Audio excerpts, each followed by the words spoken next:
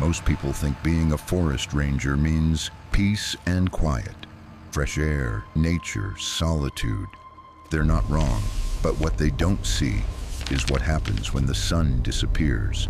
Out here, miles away from the nearest town, the woods change. The air gets heavier, the silence feels alive, and sometimes, Help me! you start to realize you're not alone. I didn't believe the stories until last night. They found my truck abandoned at the trailhead just after sunrise. The driver's door was still open, keys hanging from the ignition, radio hissing, faint static. My flashlight lay on the ground a few feet away, its lens cracked, the beam cutting a thin white line across the dirt like a blade. The forest was silent. No birds, no insects. Only the wind moving through the trees, slow, deliberate, almost human. At first, the search teams thought I'd gotten lost. A ranger with 10 years of mountain experience lost on his own patrol, but the longer they searched, the less sense it made. My boot prints stopped halfway down the trail, mid-stride, as if I'd vanished into thin air. No drag marks, no signs of struggle, just a single deep impression where I'd stopped walking.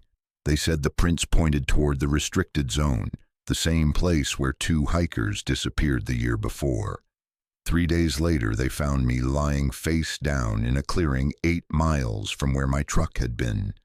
My uniform was soaked, though it hadn't rained in days. I was conscious, but I didn't remember how I'd gotten there. The doctors at Olympic Medical called it temporary dissociative amnesia. They said my mind had shut down from exhaustion and stress. But I know that's not what happened. I know what I saw out there. And if you think forests are quiet at night, you've never truly listened to them. It's been 6 months since that night, and I still wake up hearing her voice. The woman in the rain. The one who called my name long before I ever met her. My name is Aaron Mills. I work as a forest ranger at Olympic National Park, Washington State. I thought this job would be a dream come true, a way to honor my father who'd spent his life protecting the wilderness. But the truth is, some places don't want to be protected. Some places want to be left alone. This is my story. And if you're hearing it, maybe it's already too late for me to forget. I first arrived at Olympic in early spring, when the air still smelled like snowmelt and the mountains wore a thin crown of mist. The roads were slick with pine sap, and the trees grew so close together it felt like driving through a cathedral of shadows. I'd been transferred from Petrified Forest National Park in Arizona, a sunburned expanse of desert and stone, to this place of endless green. When I stepped out of my truck at the visitor station, I could feel the humidity crawl across my skin. It was beautiful, almost overwhelmingly so. The smell of wet earth, the distant sound of waves crashing from the coast. I remember thinking this was the kind of place my father would have loved. Inside, I met the park's chief ranger, Harold Crane, a broad-shouldered man in his 50s with a beard that looked like it had grown straight out of the forest itself. He gave me the kind of handshake that tests your bones, then studied me for a long moment before speaking. "Arizona boy, huh?" he said. "You'll need more than sunscreen here." I laughed politely. "Guess I'll trade dust storms for fog."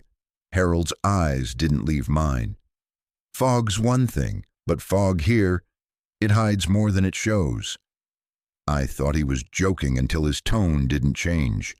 We went through the standard orientation, trail maps, safety protocols, radio codes, wildlife behavior.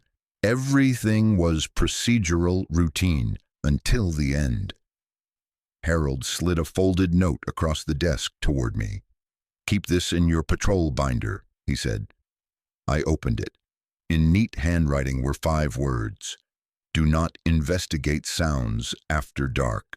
When I looked up, Harold was already staring out the window. You'll understand soon enough, he said quietly. That night, I unpacked in the ranger cabin they'd assigned me.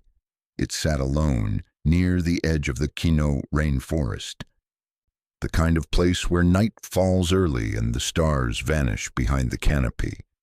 My father's photograph sat on the nightstand, smiling in his own ranger uniform. Different park, same badge.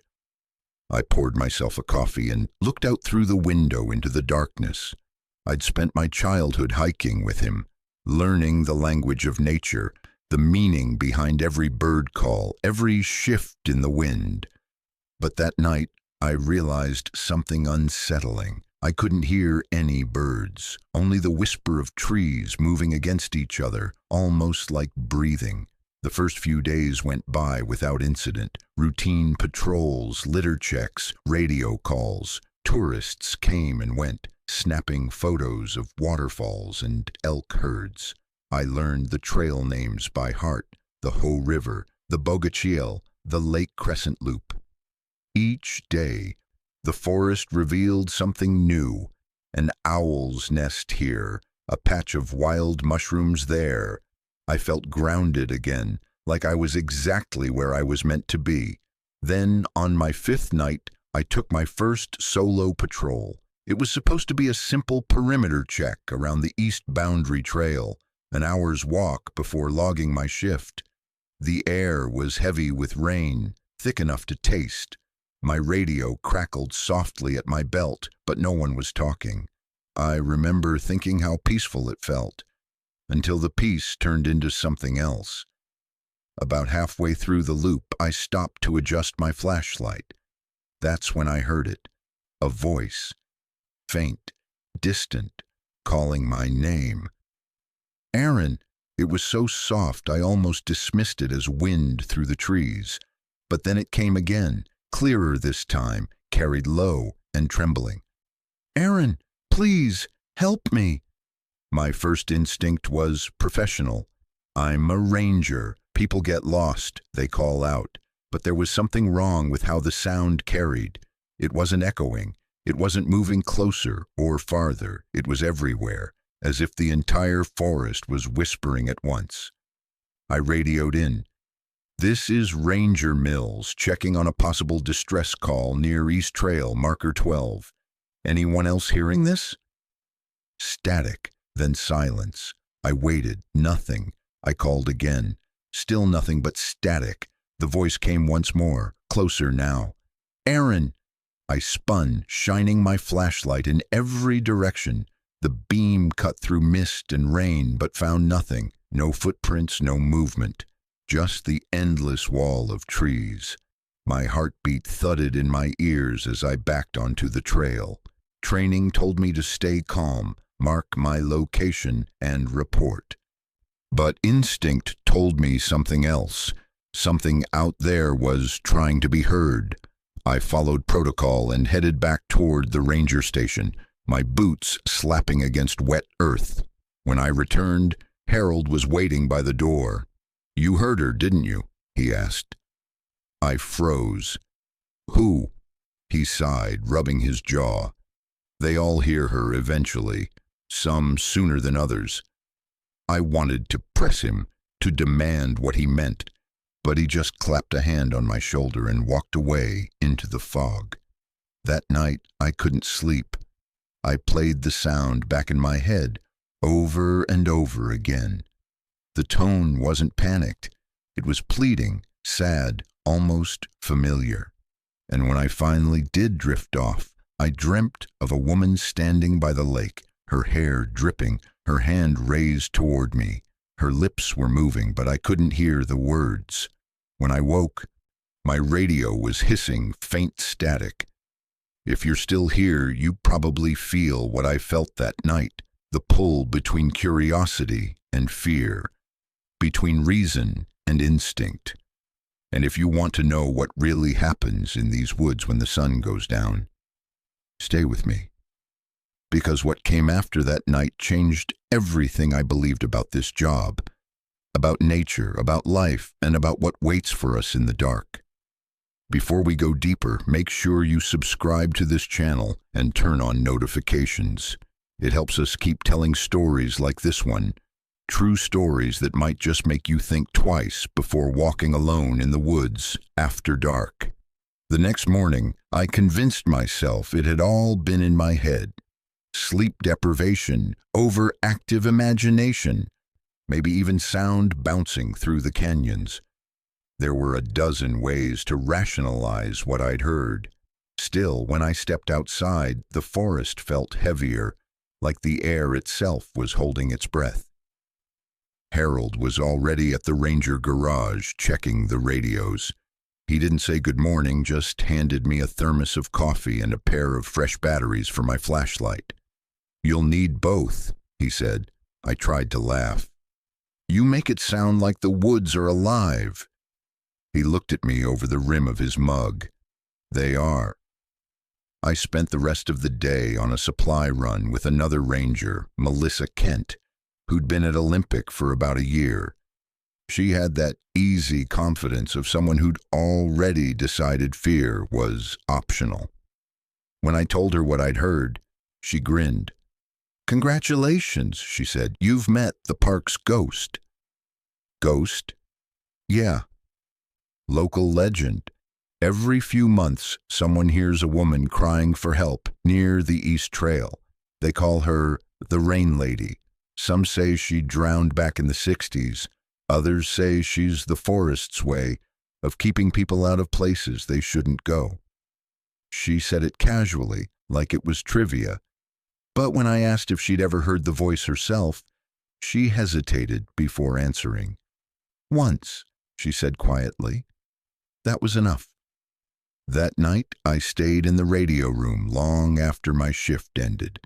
The station was small. One desk, 2 chairs, walls lined with maps and old photographs. Rain tapped softly against the windows. I flipped through the logbooks, reading years of handwritten reports. Most were routine, wildlife sightings, trail maintenance, weather alerts.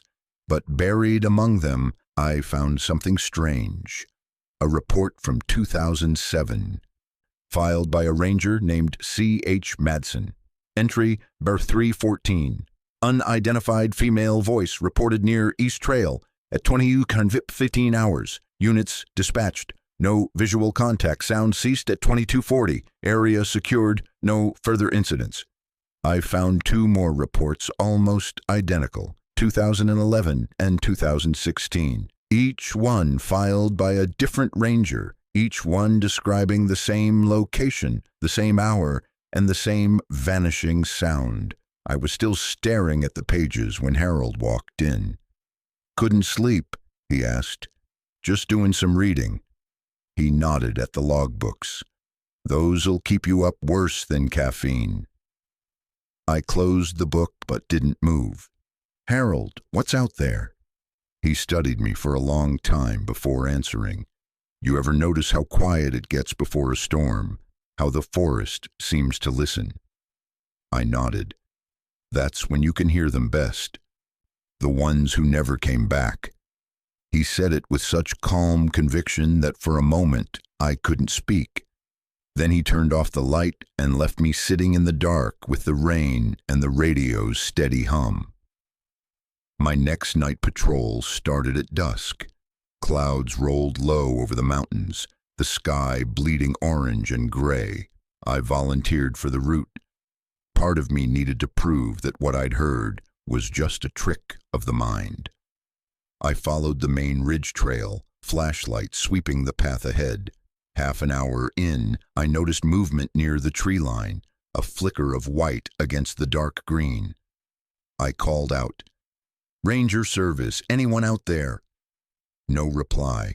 I moved closer, careful with my footing. The object was hanging from a branch about shoulder height, a torn scrap of fabric soaked through and tangled in moss. I peeled it free. It was part of a jacket sleeve, the kind issued to visitors at the lodge gift shop.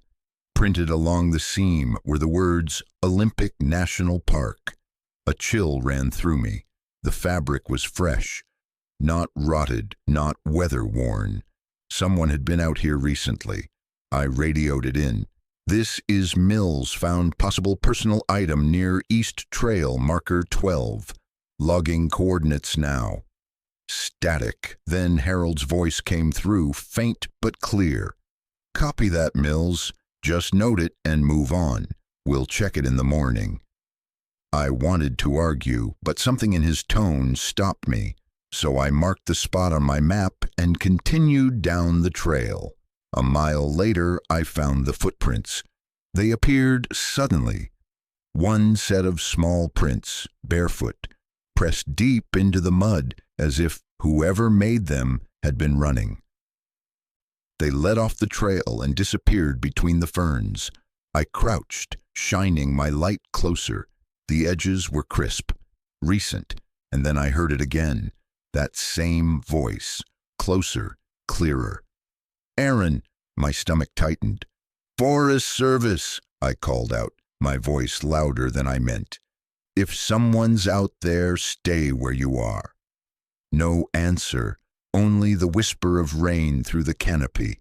I should have turned back, I know that now, but logic and training have limits. Curiosity is stronger. I stepped off the trail and followed the prints through the ferns. The forest swallowed the light almost instantly. My beam caught glimpses of moss-covered logs, slick stones, droplets trembling from leaves.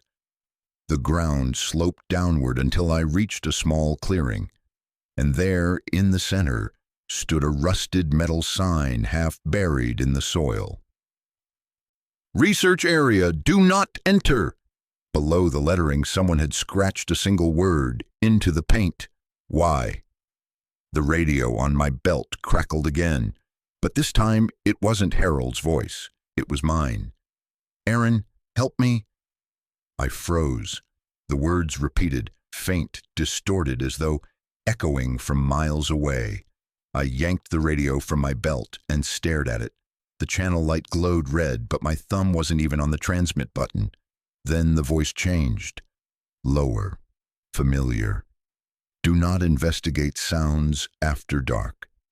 Harold's warning, spoken in my father's voice. I don't remember running back to the trail, but somehow I did. My lungs burned, my heart hammered so hard I could taste metal. When I reached the main path, the radio went silent again.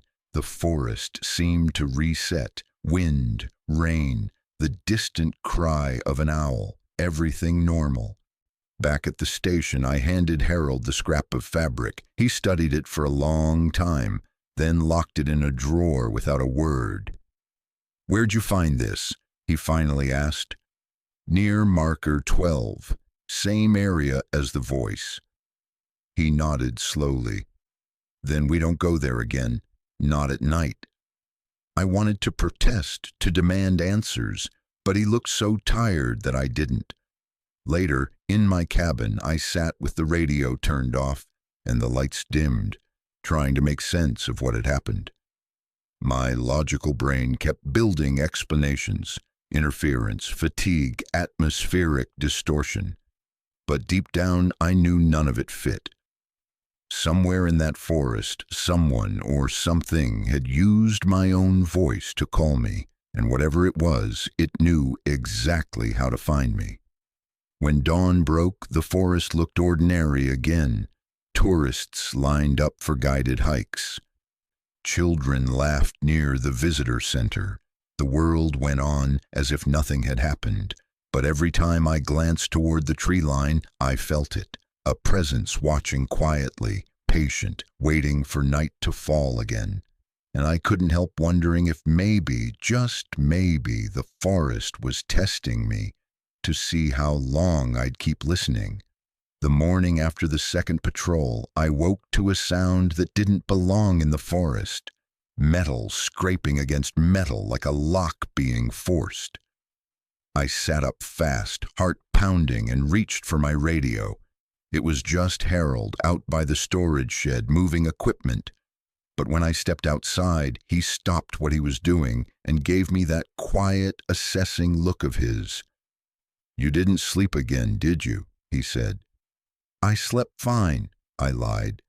He grunted. "That's what we all say before the forest gets in our head." I wanted to laugh it off, but there was something behind his eyes. Not superstition, not fear exactly, but recognition, as if he'd seen this before. That afternoon, I decided to start digging. Officially, Olympic National Park's archive room was for administrative use only, but no one paid attention to a ranger reading old logs. The room smelled of paper and mildew, the kind of quiet that amplifies every heartbeat. I spent hours going through decades of reports, missing hikers, animal incidents, weather data. Most were mundane, but one folder stopped me cold. Label, Unresolved, 2009. Inside were two thin reports, both handwritten. The first was about a 28-year-old woman, Lydia Haynes, reported missing after hiking solo near the East Trail. Last seen by another visitor around 5 p.m. No body ever recovered. The second report was stranger, filed by a ranger named Henry Barlow, now retired. It read, "Heard female voice matching missing person's description calling for help at 2200 hours near East Trail. Area searched. No physical evidence. Voice ceased abruptly." My throat went dry. It couldn't be coincidence. The same area, the same hour, the same haunting plea for help. The deeper I read, the more names appeared, scattered through the years like echoes. Carter, Mendez, Rook, O'Neill, all with the same three words at the end of their reports. No visual contact. When I finally looked up, Harold was standing in the doorway. His silhouette filled the frame like a shadow. "Find something interesting?" he asked. I hesitated. These reports, they all mention the same section, the same voice. He stepped inside slowly, his boots creaking against the floor. Some stories keep repeating because no one listens to the ending. "Then tell me the ending," I said. He looked at me for a long moment. "You wouldn't believe it." "Try me." Harold sighed and leaned against the filing cabinet. 15 years ago, a storm hit the northern range. I was still new here. 2 rangers went missing trying to rescue a lost hiker. Next morning, we found their trucks at the trailhead. Engines still running. The forest was quiet for weeks after that. "What happened to the hiker?" His eyes flicked toward the window. "Never found, but we kept hearing her." There was something so calm about the way he said it that it unsettled me more than the story itself. Before I could ask another question, a radio call interrupted us. "Unit 12. Report to trail marker 16. Possible illegal campfire near the east boundary." Harold's voice changed instantly, professional again. "That's us," he said. "Let's go." By the time we reached marker 16, the sun was melting into the mountains. The forest looked almost metallic, wet bark reflecting dim light, the mist thick enough to taste. We followed the smell of smoke to a small clearing. The fire was out, but someone had been there recently.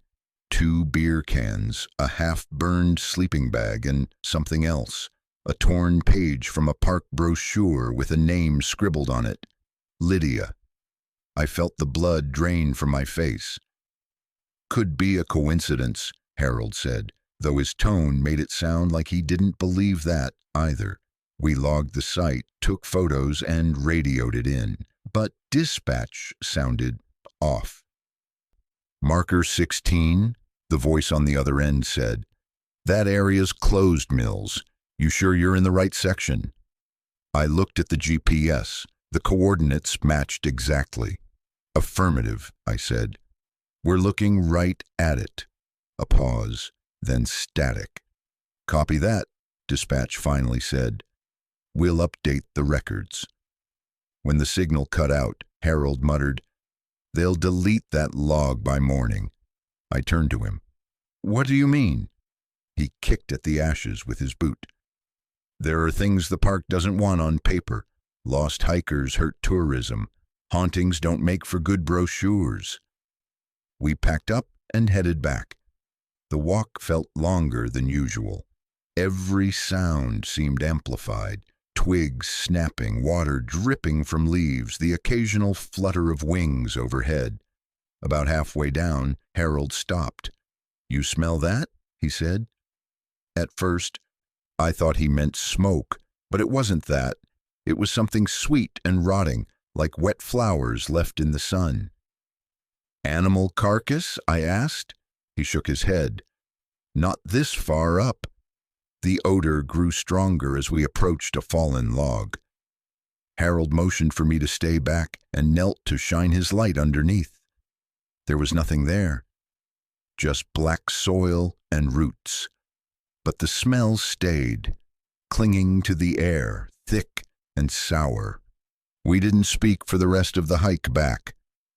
Later that night, I sat at my desk with the torn brochure spread out under my lamp.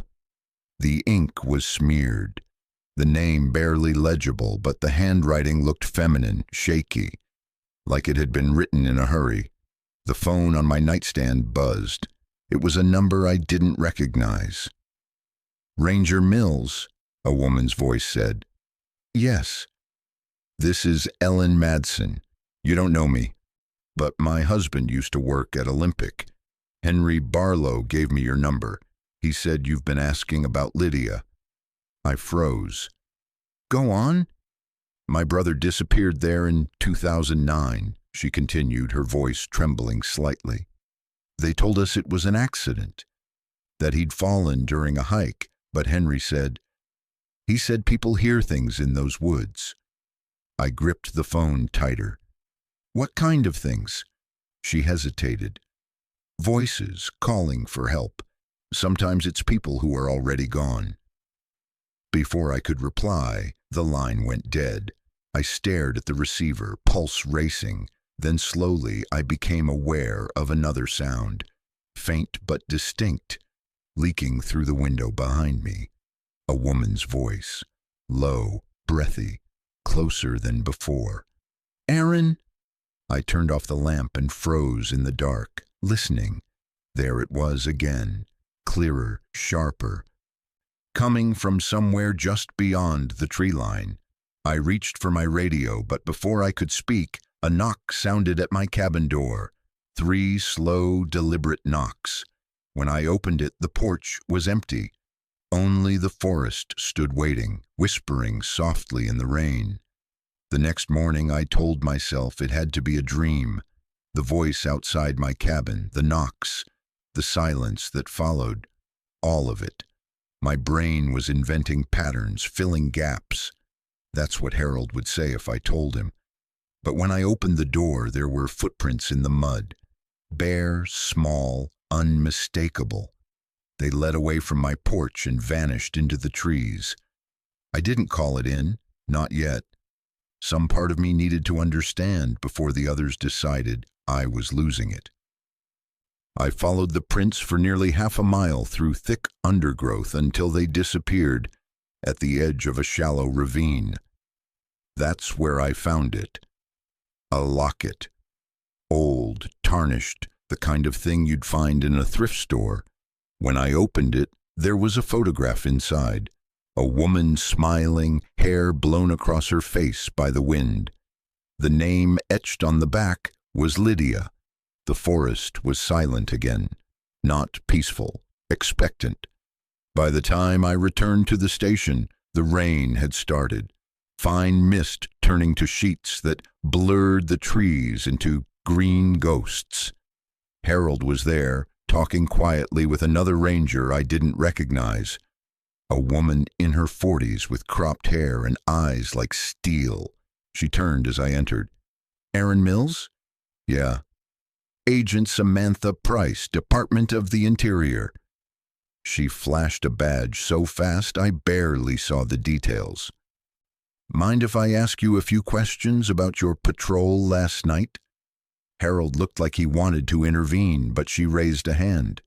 This isn't disciplinary, just routine follow-up. We sat in the break room. She recorded everything on a small digital device. "Ranger Mills," she began. "In your last report, you logged a call from a woman named Ellen Madsen. How did she reach you?" She said she got my number from a retired ranger. "Henry Barlow?" she said flatly. "Yes." She jotted something down, then looked up. "Henry passed away 3 years ago." I blinked.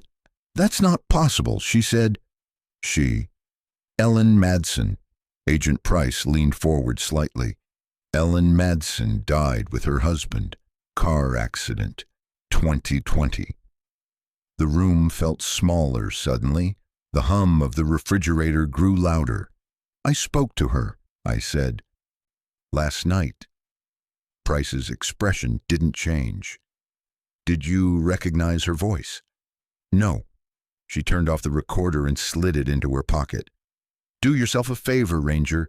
Stop asking about Lydia Haynes. That case is closed." And then she was gone. No goodbye, no explanation. Just the faint click of the door and the sound of rain swallowing her footsteps. Harold didn't ask what she'd said. He just handed me an envelope. "Found this on your desk this morning," he said. The envelope was unmarked. Inside was a single Polaroid photograph, an image of the same clearing where I'd found the research area sign. Only now there was something else in the photo. A figure standing in the fog. A woman.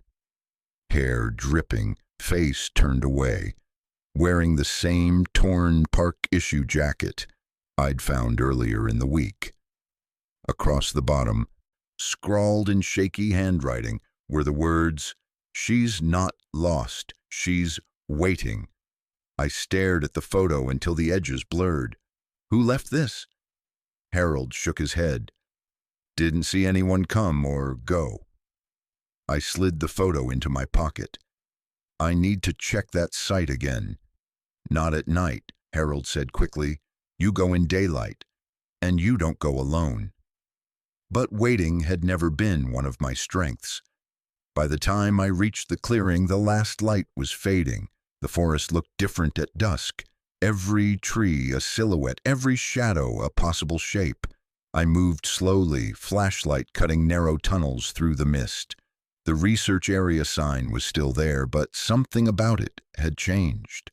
The scratched word "Y" was gone, replaced by fresh markings, carved letters that read, "Stay." The air smelled of wet metal. Like lightning without thunder, I stepped closer to the sign, crouched, and found something half buried beneath the soil, a piece of laminated paper. It was a section of an old ranger map, edges torn, corners burned. My section of patrol had been circled in red ink, and scrawled across the bottom, written in a hand that made my stomach twist, were the words, "You don't choose the forest, it chooses you." The radio on my belt crackled again, just static at first, then a faint voice threading through it. "Aaron." I froze, pressing the device to my ear. "Who is this?" Silence, then barely audible. "Help me." I spun in a full circle, flashlight beam cutting through the fog. "Where are you?" I shouted. "Talk to me." The voice came again, this time right behind me. "Aaron." I turned. For a second, maybe less, I saw her. A woman standing at the edge of the trees, soaked, eyes reflecting the beam like an animal's. Her mouth moved, but the sound that came out wasn't a word. It was a breath, long and trembling, that rose into something between a whisper and a sob. Then she was gone. No sound, no movement. Only the smell of wet earth and the rain beginning again. I didn't remember running back to the station, but when I burst through the door, Harold was already there, staring at the radio. It was on, broadcasting nothing but white noise. "You heard her too, didn't you?" I said. He didn't answer. I crossed the room and slammed the photograph down on the table. Who was she, Harold? Who's Lydia Haynes? His shoulders sagged. For a long time he didn't speak. Then quietly, she was one of us. What do you mean? She was a ranger before your time. Went missing in the northern sector. We found her pack, her jacket, but not her. They called it an accident. Why didn't you tell me? He met my eyes, and there was something close to guilt there. Because she's not the only one the forest kept. Before I could ask what he meant, the radio hissed again. A voice, faint, distant, echoing from miles away, whispered 3 words. Don't look back. Then the power went out. The lights died, plunging the station into darkness. The radio emitted a single high-pitched tone and cut off. Outside, thunder rolled across the mountains. When I turned toward the window, lightning flashed, just for an instant, and I saw them. Silhouettes, dozens of them, standing in the tree line, motionless, facing the station. The next flash of lightning showed only trees, but I knew what I'd seen. I spent the rest of that night sitting on the floor of my cabin with the locket and the photograph beside me. The forest outside was silent again, the kind of silence that feels like it's listening. For the first time, I wondered if Harold was right. Maybe the forest was alive. Maybe it remembered every step, every name, every person who'd ever entered and never left. When I finally turned on my radio at dawn, a single voice came through the static, calm, familiar, almost gentle. You shouldn't have come here, Aaron. It wasn't Harold's voice. It wasn't mine either. It was hers. That was the night I stopped calling this place a park, because whatever lives inside these woods, it's older than us, and it doesn't forget. It waits, and I think it's waiting for me. When I woke that morning, the rain hadn't stopped. It wasn't the kind that falls in sheets and ends with sunlight. It was the slow, endless drizzle that seeps into everything. Your clothes, your thoughts, even your bones. Olympic had that kind of rain. It didn't come from the sky so much as rise from the earth, a mist that never quite left. Harold was gone when I stepped into the station. The radio lights blinked in standby mode, but the silence between their pulses felt wrong, too heavy. A note sat on the desk beside the logbook. Off-site, maintenance check, back tonight, H. The handwriting was neat, precise, almost too careful. I poured a cup of black coffee and stared out at the tree line. The silhouettes were motionless behind the fog, like they were waiting for me to move first. For hours, I busied myself with the routine. Weather updates, equipment checks, patrol scheduling. The ordinary rhythm of the job should have calmed me, but every sound outside seemed slightly out of sync. Drips echoing twice, footsteps that weren't mine when I turned a corner. By noon, the radio crackled to life. Ranger Mills, this is dispatch. We've got a visitor report. Child's voice heard crying near Lake Crescent Overlook. You're closest. Copy that, I said automatically. I grabbed my pack and headed out. The lake trail wound through a corridor of ferns taller than my shoulders. Rain hissed on the leaves, turning the air into a gray veil. It was the kind of weather that made compasses unreliable. Even the map in my hand felt damp with uncertainty. Halfway up the ridge, I found the overlook.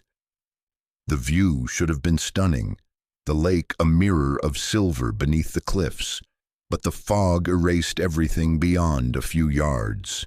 That's when I heard it, a cry, faint, high-pitched, echoing from somewhere below. "Hey," I shouted, "Park Service, stay where you are!"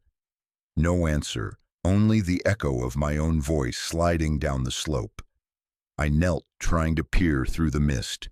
The cry came again, closer but not moving, more like it was circling. I radioed in. "Dispatch, I have possible lost child below the overlook, attempting visual." Static swallowed the reply. I looped a safety line around a tree and descended a few feet. The mud was slick, the drop steep. Each step released the smell of wet moss and minerals. The crying stopped. Then from behind me, up on the trail I'd just left, came the sound of laughter, a child's laugh, bright and wrong. I looked up, but there was nothing. Only rain falling through branches that seemed suddenly too still. When I climbed back to the trail, the footprints I'd left were gone, washed clean as if I'd never been there. My rope, which I'd secured firmly to the tree, was untied, coiled neatly at the base.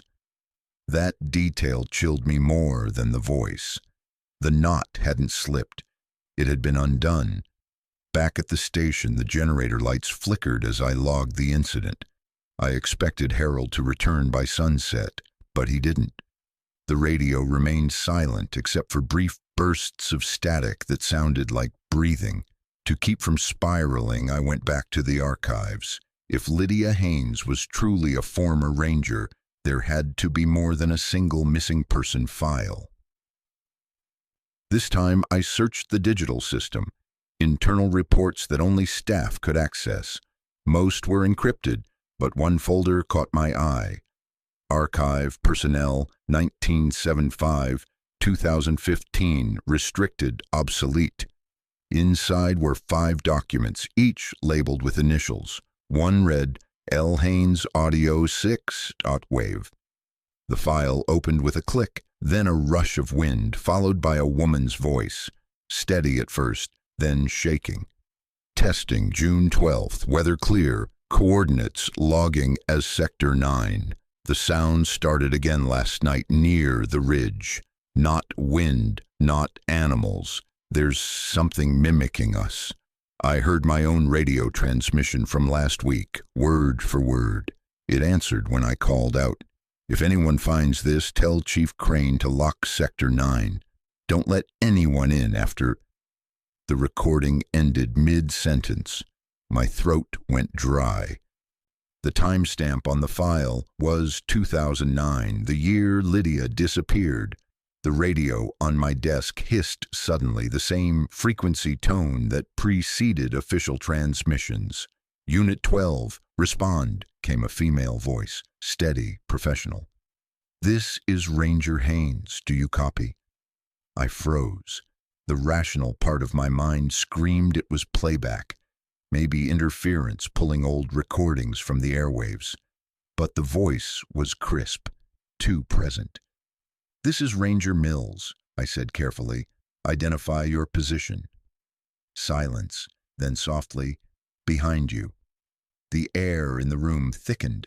I turned slowly. Nothing, just the empty station and rain hammering the roof. I looked back at the radio. The signal light had gone dark. That night the rain intensified. Wind tore through the trees, shaking the cabin. Sleep was useless, so I sat by the window with my flashlight on low, watching the storm. Around 2 a.m., a light flickered through the fog, a moving beam like another ranger's patrol lamp. Relief washed through me. Harold, maybe. I grabbed my coat and stepped outside. The beam bobbed between trees about 100 yards away. I called out, "Harold, over here!" No reply. The beam stopped moving, then turned directly toward me. For a heartbeat, I saw the outline of a person, tall, broad-shouldered, standing perfectly still. Then the light blinked out.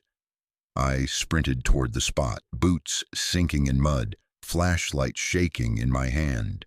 But when I reached the clearing, there was no one. Only a single object lying in the grass. Harold's ranger badge, half buried in mud, its surface scratched with the same word I'd seen before. Stay. At first light, I hiked back to the clearing where I'd found Harold's badge, hoping daylight would make sense of it. It didn't. The storm had washed away every footprint, mine included. Only the badge remained, heavy in my palm, its metal dulled by rain. I checked the serial number etched on the back, C2479. It matched Harold's file. There was no mistaking it. "Dispatch, this is Ranger Mills," I said into the radio, requesting confirmation on Chief Crane's current location. Static, then a woman's voice, flat, mechanical. "Chief Crane is on site." "Negative," I said. "I have his badge. He's not on site." "Chief Crane is on site," the voice repeated, identical in tone, as if replaying a recording. I tried again. Same response. That's when I noticed the frequency display flicker between channels, jumping every few seconds, searching, almost like the radio was listening to itself. Back at the ranger station, the power kept cutting in and out. Each time the lights blinked off, the hum of the generator lagged a half-second behind, as if something were interfering with the current. I pulled up the security feeds. 8 grainy camera windows monitoring trailheads and service roads. 7 showed rain, empty paths, blowing branches. The 8th showed Harold. He was standing at the edge of the East Trail, soaked to the bone, staring straight into the camera. His face was pale, expression unreadable. I leaned closer. "Harold," I whispered, even though he couldn't hear me. Then his mouth moved. At first the feed lagged, pixels tearing through the image, but the words were clear, even without sound. "Turn it off." The camera cut to static. I replayed the feed twice, but the file refused to load a third time. "Corrupted data," the monitor read. When I tried accessing the raw backup, the system kicked me out entirely. That was when I heard a knock at the door. 3 slow, deliberate knocks, the same rhythm as the night before. Every instinct screamed not to open it, but curiosity wins against fear in slow increments. I cracked it open an inch. A ranger stood there, water dripping from his hat brim.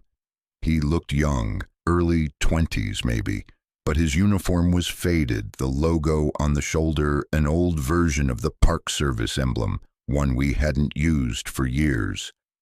"Morning," he said, voice even. "Chief Crane sent me to check on you." I stared at the badge on his chest. No nameplate. "What's your call sign?" I asked.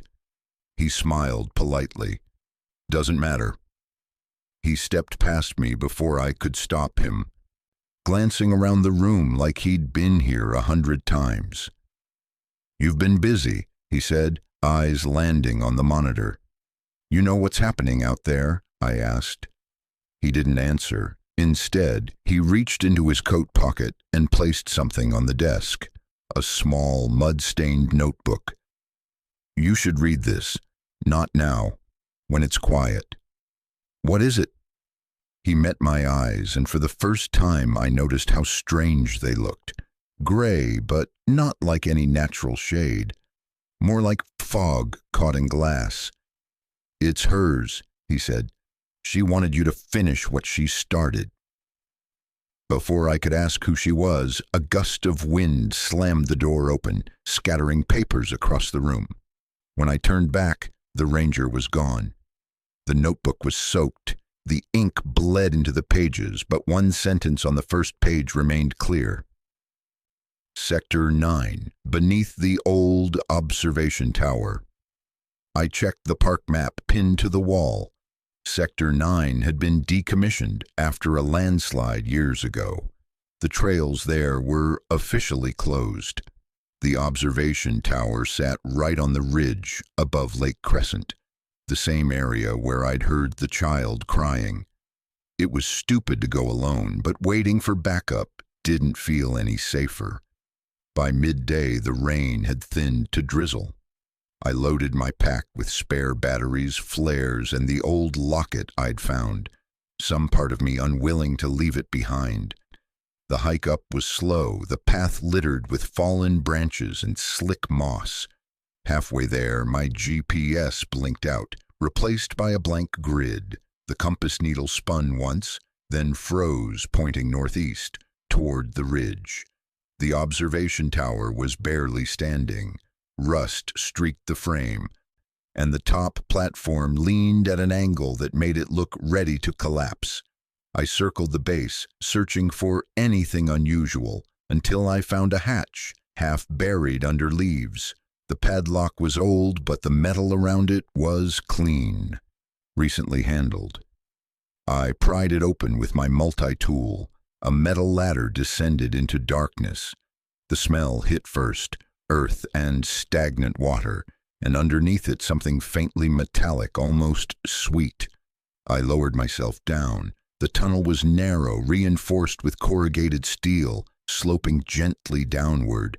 My flashlight beam caught scattered footprints, bare, small, like the ones outside my cabin. The tunnel ended at a door with a single word stenciled on it: Lab 3. I hesitated, listening. Water dripped rhythmically somewhere ahead. Then, faint but distinct, a woman's voice whispered through the stillness. "You shouldn't have come." I swallowed hard and pushed the door open. Inside was a chamber, maybe 20 feet wide, lit by a single emergency bulb that flickered weakly. Rusted tables lined the walls, covered in decayed notebooks and sealed glass jars. A cracked plaque on the wall read, "Olympic Acoustic Research, 1971. I realized then that whatever this was predated the park's public designation. The jars contained fragments of bone, moss, and something that looked like tree bark etched with strange spiral patterns. Each was labeled with coordinates. On the far table sat an old reel-to-reel tape recorder. It was still plugged in. Against better judgment, I pressed play. At first only static, then faintly. Recording subject A, forest resonance phenomenon. Test 3. Audio anomalies increasing. Voices repeating ranger transmissions. Environmental mimicry confirmed. The voice cut off abruptly, replaced by a low humming that vibrated through the floor. My flashlight flickered. For a second, I thought I saw movement in the reflection of a jar, something shifting behind me. I turned, shining the light across the room. Nothing. Then the recorder clicked off by itself. On the wall behind it, in a smear of damp dirt, were 5 words drawn by hand. "The forest hears you now." When I climbed back up to the surface, the storm had returned in full force. Lightning arced over the lake, thunder shaking the ground. As I reached the trailhead, the radio on my belt came alive again. No static this time, just a single voice. It was Harold. "Aaron, listen to me. Leave the tower. Whatever's below it, don't let it follow you back." "Where are you?" I shouted into the rain. "You can't help me now." The signal cut out, replaced by a faint echo of my own voice, repeating the same words back to me. "You can't help me now." Over and over, fading with the thunder until there was nothing but the sound of rain. The storm lasted through the night. Wind rattled the windows like fingers on glass. Every time lightning flashed, the forest seemed to shift, as if the trees had taken a half-step closer. I spread the notebooks and scraps from the underground chamber across my cabin table. The pages were soaked and curling, but a few fragments were legible. Subject demonstrates mimicry of human vocal frequencies. Auditory phenomena appear tied to meteorological humidity levels, and one line underlined 3 times, containment dependent on silence. The words hit harder than they should have. Silence. That impossible silence that always came before I heard the voice. Maybe it wasn't absence. Maybe it was preparation. I flipped another page. In the margin, someone had written a list of names. I recognized 3: Haynes, Barlow, Crane, Harold's name. There was a date next to it, June 1979, long before he was chief ranger. I leaned back in my chair, the realization clawing through me. Harold hadn't just inherited this mystery. He'd been part of it from the start. The generator flickered again. My radio hissed. I reached for it, expecting static, but instead a different sound came through, a low humming, steady and rhythmic, like wind moving through hollow wood. Then a click and a voice. "Aaron, you opened it." I froze. "Who is this?" "You shouldn't have woken it up." The transmission ended. I checked the frequency. It wasn't one of ours. In fact, the dial was turned to a blank channel. 0.0 MHz. An impossibility. I unplugged the radio. The hum continued, faint, pulsing through the walls like a heartbeat. Then the sound stopped, all at once, and the silence that followed felt alive. Morning came gray and heavy. Fog blanketed the forest so thick it felt like wading through smoke. I needed answers, from Harold, from anyone. If he'd known about that chamber, maybe he'd gone back there. I hiked toward the observation ridge again, this time with a body camera clipped to my jacket. The trail was worse after the rain, mud swallowing my boots, branches slick as glass. Halfway up, I found something new, a footprint. It wasn't barefoot this time, it was a ranger boot. The tread matched my own. I followed the prints through the ferns until they stopped abruptly at a fallen tree. And on the other side, another set, smaller, bare. They circled the ranger prints like something had been pacing around whoever made them. A gust of wind carried a whisper that almost sounded like laughter. I kept moving. At the ridge, I found the hatch still open, the ladder slick with water. I hesitated at the edge, my reflection shimmering faintly in the puddle below. Except it wasn't my reflection. It moved a half-second later than I did. I backed away, heartbeat pounding in my ears. "Harold?" I called down. No reply. The air shifted behind me, subtle but undeniable, like a person stepping closer. I spun, flashlight ready. A woman stood at the tree line. She was clearer now than before, her hair plastered to her face, uniform dark with rain. She looked like she'd stepped straight out of an old photograph. "Lydia," I whispered. She tilted her head, eyes reflecting the beam like twin mirrors. Then she raised a hand and pointed, not at me, but toward the forest behind her. And in that same instant, every sound around me died. No wind, no rain, no breath, just silence. The kind that presses against your skull until you feel it under your skin. Then, faintly from everywhere at once. "Help me," her voice, my radio, the air itself, all repeating the same phrase in perfect unison. "Help me, help me, help me." I stumbled backward, tripping over roots, until the voices cut off mid-breath. When I looked up again, she was gone. Only the echo of rain returning, and something new, a glint of metal half buried in the dirt where she'd stood. It was Harold's flashlight. The casing was dented, the lens cracked, but it still worked. When I turned it on, a single phrase was carved into the handle. "Listen." I returned to the station shaking. My hands wouldn't stop trembling. Whether from cold or adrenaline, I couldn't tell. I uploaded the footage from my body camera, expecting darkness and rain, but the feed showed something impossible. In the clip, I could hear myself speaking, but not the silence. The audio filled with faint whispers overlaying each other like dozens of voices, each repeating fragments of my words seconds after I said them. As I approached the ridge, the whispers grew louder, more layered, until they resolved into a single phrase. It remembers. Then, when Lydia appeared, the image distorted, not in static but in a pattern. The light flickered in perfect rhythm with her voice, as if the forest itself was transmitting through the camera. I paused the footage on the frame where she pointed toward the trees. There, faintly visible through the fog, was a structure, tall, rectangular, with what looked like antennas or spires. I'd never seen it before. But the map on my desk showed something close. An old radio relay tower, decommissioned decades ago, Sector 9. I printed the frame and pinned it beside the map. The forest was giving me a direction, whether I wanted it or not.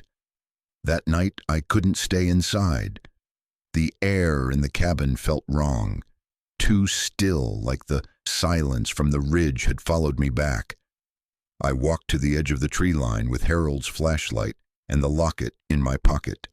The rain had eased to a mist, the kind that blurs distance. My breath fogged in the cold. I whispered into the dark, half out of desperation, half out of anger. "What do you want from me?" The forest didn't answer, not with sound, but the wind changed direction, brushing my cheek like a response. Then, from somewhere deep within the trees, came 3 knocks, slow, deliberate, echoing like wood against wood, and behind them a new sound. Footsteps, not one set, many, moving closer.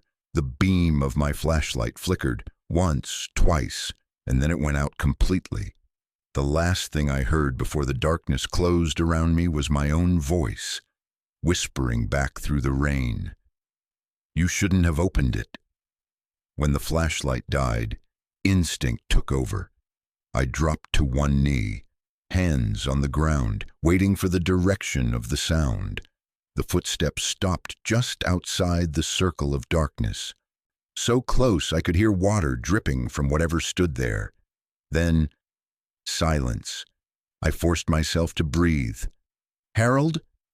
The answer came not as a voice, but as a vibration through the soil, like the forest itself exhaled. A low hum rose around me, woven with faint fragments of speech, snatches of words, names, the rustle of old radio chatter. Somewhere inside that static, one phrase repeated in a rhythm that matched my heartbeat. "The tower. Find the tower." I turned toward the sound, every nerve raw. When the beam flicked back on, I was alone. The forest had gone still again, as if it had finished giving directions. I started walking before I could talk myself out of it. The old radio relay tower lay 4 miles north of the observation ridge, across terrain that hadn't been patrolled in decades.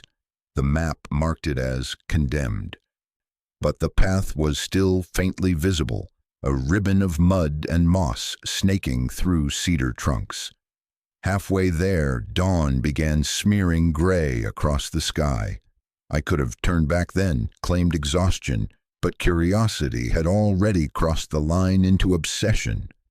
The tower rose out of the mist like a skeleton of iron, 200 feet of rusted lattice disappearing into low clouds. A chain-link fence surrounded the base, gate hanging open. Inside, the air smelled of ozone and old rain. A single light glowed in the control shed. "Harold!" I called. The door creaked. The room beyond was cramped. Desks, broken monitors, a bank of outdated transceivers still humming softly. On the wall hung a faded photograph. 5 park employees standing in front of the tower, smiling. Harold was one of them. Next to him, a young woman with sharp eyes and the same locket I now carried. Lydia Haynes. I touched the edge of the photo. The glass was warm. The radio console beside it clicked alive. "Aaron," Harold's voice, hoarse, urgent. "Where are you?" I said. "Not far. You need to shut it down." "Shut what down?" The relay, the forest used it first. It learned our frequencies. It listens through us now. Static drowned him out. Then another voice layered over his, female, calm, almost soothing. Don't listen to him. It was never meant to hurt anyone. Lydia, I whispered. The lights flickered. Both voices overlapped, weaving in and out of the static like wind through trees. Harold, it mimics compassion. That's how it keeps you here. Lydia, it saved me. It only wants to be heard. The monitors crackled, screens flooding with cascading waveforms, pulses matching the rhythm of my breathing. The hum deepened until my ribs vibrated. I stumbled back, covering my ears. Stop! Everything froze. The waveforms on the screens aligned into words, jagged lines spelling a single sentence. Choose. I looked around the room. 2 microphones sat on the desk, each labeled with a call sign, Crane and Haynes. 2 lights blinked in front of them. Whichever button I pressed would transmit across the park's emergency band. Harold's voice came first, faint and broken. If you answer her, it keeps you, don't. Then Lydia's, softer, closer, almost inside my head. Please, Aaron, help me finish the recording. The storm outside gathered into a roar, rain slamming the tin roof. I pressed the Haynes button. For a heartbeat, nothing happened. Then the hum changed pitch, climbing into a shimmering tone that filled every corner of the shed. The monitors flashed white, and an image burst across the screens. Trees bending in unison, their trunks glowing faintly, pulses of light traveling between them like nerves firing, and underneath it all, a chorus of voices, men, women, children, whispering together. Thank you. Then the sound collapsed into silence so pure it hurt. When the lights steadied again, the screens were blank. The hum was gone. Outside, the rain had stopped. I stepped into the clearing. The clouds were breaking, sunlight cutting through for the first time in days. The tower stood silent, harmless, a monument of rust and quiet. For a moment I thought it was over. Then I saw the footprints, dozens of them circling the tower, bare feet pressed into the wet soil. Each one facing inward as if the forest had been standing in vigil. At the center of the ring lay Harold's hat. His badge rested on top, polished clean. I picked it up. A thin piece of paper was folded beneath it. Aaron, if you hear me again, run. I returned to the station just after dusk. The park was unnervingly peaceful. Birds had returned. The air smelled of cedar instead of decay. On the surface, everything looked normal. But when I turned on the radio to log my report, a faint whisper threaded through the static. Not words, just breathing. I shut it off. That night, I dreamed of the forest from above, every tree connected by veins of light, pulsing in rhythm like one living body. In the dream, a woman's voice spoke beside me, not frightening, just endless. It hears you now. I woke before dawn, sweat cold on my neck. The locket on the nightstand was open, though I hadn't touched it. Inside, the photograph was gone, replaced by a new image, the relay tower standing in sunlight. At the bottom, a handwritten note. We're listening. It's been 47 days since the tower went silent. On paper, Olympic National Park is back to normal. Clear trails, steady visitor flow, and no new reports of missing hikers. But the quiet feels staged, like the land is holding its breath, waiting for something. I've stopped using the station radio. It hums on its own now, even when unplugged. Sometimes it picks up distant weather alerts from states away. Other times it just repeats my voice from days earlier, looping it back like an echo that forgot how to die. I record these things in my logbook because pretending to document them keeps me sane. That's what they teach rangers. If you can write it, you can manage it. But this isn't something I can manage anymore. The first sign came from the trees. Near the western trailhead, a Sitka spruce had grown in a spiral, the trunk twisting clockwise in a perfect helix, something no tree does on its own. I thought it was storm damage until I saw the same pattern across miles of forest, dozens of trees bending toward an invisible center point. I followed the alignment until my compass began to spin. The air there felt charged, like the moment before lightning. My phone refused to record. Even the analog camera in my pack snapped 3 frames of nothing but white light. I marked the coordinates in my notebook. Later, when I checked the park's survey map, that location didn't exist. The coordinates looped back to the ranger station itself. It was as if the forest had rewritten its own geography. Visitors started noticing strange things too. Subtle, but constant. One couple reported hearing voices singing under the rain near Crescent Lake. A boy claimed the reflection of the mountains in the water didn't match the real ones above. An old hiker left me a note on the station door that read, "The woods know your name." At first, I filed them as folklore. Every national park breeds its myths. But then I heard the singing myself. It was just past dusk, fog rolling low through the valley. The melody was faint, rising and falling like a lullaby sung underwater. It wasn't beautiful. It wasn't terrifying. It was familiar. I'd heard that same tune on a field recording from the old Acoustic Labs archive.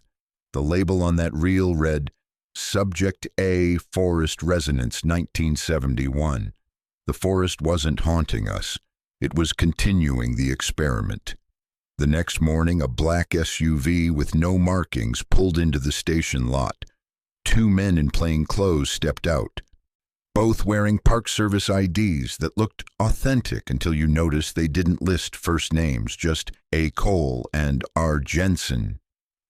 "Ranger Mills?" Cole asked. "Yes. We're conducting a systems audit on your communications network. Routine maintenance." "Routine?" I asked. "Our radios have been down for months." He smiled, without warmth. "That's why we're here." They spent the next 2 hours in the comms room, speaking in low voices, occasionally glancing out the window toward the forest. When they left, the station smelled faintly of ozone and burned metal. I checked the console after they drove off. Every transmission log, mine, Harold's, even the old archives, was gone, wiped clean. But one file had been left behind, tucked deep in the drive. No timestamp, no label, just an audio file called Woodhum 13. WAV. I plugged in my headphones and hit play. At first, nothing. Then a low vibration. Beneath it, a voice barely audible. "You're still listening." The voice wasn't Harold's, it wasn't Lydia's, it was my own. That night, I sat outside the cabin, staring at the tree line. The forest moved differently now, not in wind, but in rhythm. Each sway of the branches seemed to follow a pattern, like breathing. When the air stilled, I could almost feel the trees exhale. I opened the locket again. The photo of the tower was fading, the ink running like wet paint, but a new shape was bleeding through underneath. Faint outlines of something deeper in the woods. A structure? Round, hollow in the middle. I traced it with my thumb and whispered, "Where are you?" The forest answered. A gust of wind carried a single word back through the clearing. Home. I didn't sleep. At dawn, I packed a small bag, camera, compass, notebook, and started towards the coordinates from the twisted trees. The forest felt thicker, heavier, as though the undergrowth had grown overnight. By mid-morning, fog rolled in again. The air buzzed with static. Then I saw it, a clearing shaped in perfect symmetry, the ground covered in pale circular fungi. In the center stood a wooden structure built from interlocking branches, almost like a nest, but massive, 12 feet high. As I approached, my ears filled with a low hum and my chest vibrated in sync. The inside of the structure was hollow. In its center, a single tape recorder sat on a stump, identical to the one from the underground lab. A note was taped to it in handwriting I recognized. "Press record." I hesitated, then pressed the button. Static, then a voice. "Test log, forest resonance, phase 2. Subject reintroduced to original frequency." It was Lydia's voice, steady, methodical. The forest remembers patterns through sound. It imitates, learns, and stores vibration as memory. When we speak, it listens. When we stop, the tape crackled, then a new sound, a heartbeat, loud and human. It continues the sentence for us. The hum rose again, shaking the ground beneath my boots. I stepped back, heart hammering. The forest around the clearing shifted, trees creaking as if something massive moved between them. I stopped the recording and looked up. Every trunk, every branch, every leaf seemed to tilt slightly toward me. And from deep within that living wall came a sound that made my knees weaken. It was my own voice repeating softly through the trees. It continues the sentence for us. Then, silence. I don't know how long I stood there before leaving. My watch had stopped. The sun was already setting. When I reached the station again, my radio was on, though I hadn't touched it. A single transmission repeated on loop. Coordinates. Then my name. But this time, the voice wasn't mine. It was Lydia's, and she was calling from inside the park's restricted northern boundary, a place no one had entered in decades. I started before sunrise. The coordinates from Lydia's voice pulsed in my notebook like a heartbeat. N47.888, W123.975, smack in the middle of a section labeled "Closed for Rehabilitation." No official path led there anymore. I told myself it was reconnaissance, not obsession. But when I crossed the faded, restricted area sign, I knew better. The forest changed fast once I stepped inside. The air grew heavier, the light tinted green gold, like sunlight filtering through an aquarium. Moss draped from the branches in long curtains, and beneath it, I saw something impossible.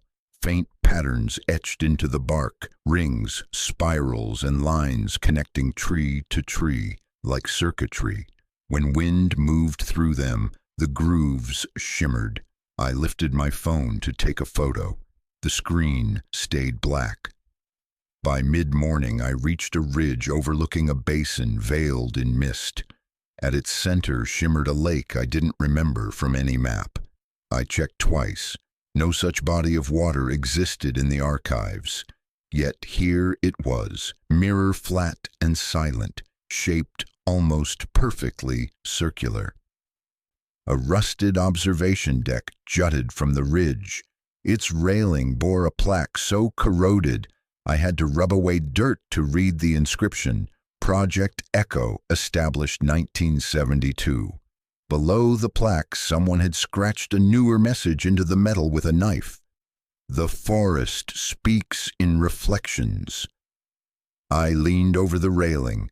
My own reflection stared back, warped slightly by ripples that hadn't come from wind.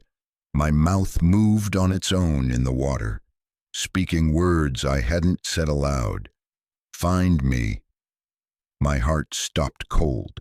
The trail down to the lake was half collapsed, choked with ferns and rotting logs. I followed anyway, sliding the last 10 feet into soft mud. The smell was different here. Sweet, metallic, faintly electrical. Near the waterline, half buried in reeds, stood a concrete hatch identical to the one beneath the observation tower. The padlock had already been broken. Inside waited a narrow stairwell spiraling downward. The deeper I went, the more the air vibrated. The hum wasn't sound exactly, it was sensation, pressure against the bones behind my ears. At the bottom, the corridor opened into a circular chamber lined with metal panels. Each panel pulsed with faint light, as though breathing. In the center stood a pedestal holding another tape recorder, newer than the last. A handwritten tag read, "Test log 47, L. Haynes. I hit play." "Date unknown," Lydia's voice began, calm but strained. "The resonance has evolved. It doesn't wait for us to speak anymore. It asks questions." Static. Then her tone softened. "If you find this, Aaron, it means you heard me. That's good. It means the forest trusts you." I froze. My throat went dry. "We tried to contain it," she continued. "Harold wanted to cut the connection, but we couldn't. The signal's inside the living matter now, inside us. The more we listen, the more it learns our shape." The tape ended in a click that echoed too long, like the room itself was repeating it. Then, from the far wall, came a faint scrape. I swung my flashlight toward the sound. A handprint glistened on the metal panel, fresh, wet, sliding slowly downward until it vanished. I left the chamber fast, lungs burning, climbing the spiral stairs 2 at a time. The air grew colder with every step. When I reached the hatch and pushed it open, fog rushed in, thick and white. Outside, the landscape had changed. The lake was gone. In its place spread an empty meadow slick with dew, as if the water had never existed. Even the ridge above looked farther away. The only constant was the hum, deeper now, coming from the earth itself. I followed it north until the trees began to thin. The ground leveled into a field of pale grass, and there, standing among the blades, was someone waiting. Harold. He looked older, years older than when I'd last seen him, but his uniform was dry, spotless, almost new. "You shouldn't have followed the coordinates," he said quietly. "You sent them." He shook his head. "No, she did. The signal uses voices it remembers." "Where's Lydia?" He pointed toward the tree line. "Everywhere." The grass around us shifted, whispering like language. For a second, I saw shapes moving beneath it, patterns glowing faintly in the soil, connecting root to root in looping spirals. "Project Echo," I said. "What was it?" Harold's jaw tightened. "They wanted to map the resonance of living wood, how sound travels through organic systems. But it wasn't just sound, it was memory. The forest started answering back." He looked at me then, eyes tired, almost pleading. "It remembers every voice it's ever heard, Aaron, including yours." We stood in silence until the hum faded. Somewhere behind us, thunder rolled, though no clouds filled the sky.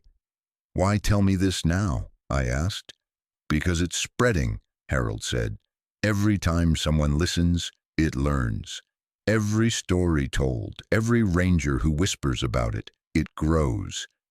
He handed me a weather-stained notebook, edges curled. Inside were diagrams of waveforms, maps of routes drawn like circuitry, and Lydia's signature at the bottom of each page. "Destroy this," he said. "If it keeps recording, there won't be silence left anywhere." Before I could answer, a wind tore through the field. The grass flattened outward in concentric circles, and Harold's voice broke mid-sentence. His shape flickered like static, then vanished. The wind stopped. I stood alone, the notebook heavy in my hands. From the tree line came the faint echo of my own voice, drawn out like a recording played backward. There won't be silence left anywhere. I made it back to the station near dusk. The power was out again, but the radio light blinked steady green. I turned the dial, nothing but white noise, until a new transmission cut through. Test log 48. Subject A. Continuation of memory cycle. My stomach dropped. That was my voice. The date on the readout. Today. I don't know how to end this entry. Maybe Lydia's right. Maybe the forest doesn't want to hurt us. Maybe it just wants witnesses. But I can feel it listening through every word I write, storing each syllable like seed in soil. Tomorrow I'll go north again. I need to see where Harold disappeared, if only to prove the land still obeys its own map. If it doesn't, then maybe the map was never meant for us at all. I left the station before dawn. The sky was an ink wash of blue and gray, the air wet enough to taste. I brought nothing but the notebook Harold had given me, a handheld recorder and a compass that I already knew wouldn't work. Every step north felt like moving through déjà vu. The trail changed shape behind me, branches rearranging themselves when I wasn't looking. Twice I turned around and found my footprints already half faded, as if the earth was erasing my presence. By the time I reached the old ranger outpost near the boundary line, fog had filled every hollow. The building stood half swallowed by ivy, its roof sagging like an old man's shoulders. I hadn't known this post even existed, yet there was a plaque on the wall that read, Blackwood Lookout Station, Est, 1974 Blackwood. That name didn't belong here. Blackwood was a different park, hundreds of miles east. The forest was stitching its own history together. Inside, dust floated like mist in the beam of my flashlight. The air was dry and still, almost too clean. On the far wall, a map covered in pins traced an intricate spiral pattern that spread outward from a single red circle marked Echo Core. Beside it sat a reel-to-reel recorder, still plugged in, still humming. I pressed play. At first, just static. Then Harold's voice, years younger. Day 12. The forest has begun repeating our survey calls. It's learned the phonetics. We think it's using sound to track location, like echolocation, but through root resonance. A pause, paper shuffling. Lydia believes it's trying to communicate. I think it's trying to replace us. The tape ended there, abruptly, with the sound of something heavy being dragged across the floor. When I turned to leave, I saw it. A fresh footprint in the dust beside mine, bare, small, and wet. I followed the trail through the trees. The prints led downhill, toward a creek running like a vein of glass through the valley. As I drew closer, the forest changed pitch. You could hear it, an undercurrent below the normal rustle of wind, a tone that shifted when I moved. The creek's surface reflected more than light. When I leaned over, I saw not my own face, but a flicker of Lydia's, hair floating like strands of silver, eyes open, watching me. "Why me?" I asked the reflection. Her lips moved without sound. Then, faintly, through the water, I heard my recorder click on inside my jacket pocket. I hadn't touched it. "Because you listen," my own voice said from the speaker. The reflection smiled. I ran. Branches clawed at my sleeves. The forest's tone rose around me, the same hum I'd heard beneath the tower, only now threaded with words. Thousands of voices whispering in rhythm. Echo, echo, echo. When I stopped to catch my breath, the whispers faded, replaced by a single steady sound. The pulse of something alive beneath the ground. I knelt, pressed my hand to the soil. It was warm, and underneath, faint vibrations tapped like Morse code. I pulled out the notebook and scribbled the rhythm as it came. Short, long, long, short, repeated 3 times.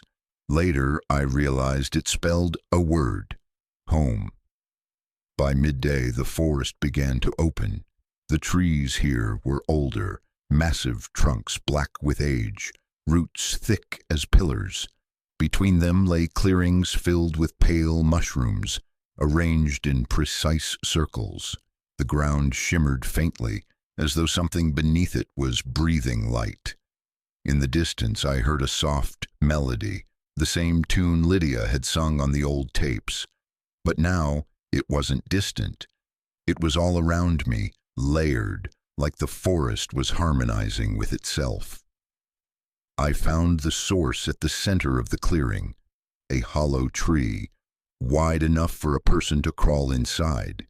Its interior glowed with threads of faint bioluminescence running up the bark, pulsing in time with the song. The melody stopped as I stepped closer, then a voice, quiet and familiar. "Aaron!" It came from inside the tree. I raised the recorder. "Lydia? The forest doesn't forget, it only rewrites. Every sound, every word, every breath, it stores them. You've been speaking to it since you arrived." Her tone wasn't ghostly or menacing. It sounded like calm acceptance. "You're part of it now." The light within the hollow dimmed, then flared again, revealing something etched deep into the bark. Words, old, layered, almost fossilized. Project Echo, Phase 3, Integration. Beneath that, a signature I didn't recognize. R. Jensen, the same name as one of the men who came to audit the station. So it wasn't over. It had never been over. I stepped back, heart pounding. "Lydia, if you're still in there, what do you want from me?" The hum deepened until the soil quivered. The air shimmered with heat and static. "Finish the recording," she whispered. I switched the recorder on. "What do I say?" "Tell it the truth." The hum began syncing with my heartbeat again. I closed my eyes. "I'm Ranger Aaron Mills," I said into the microphone, voice trembling. "If anyone finds this, Project Echo wasn't abandoned. It's alive. It's using the sound of memory to rebuild itself."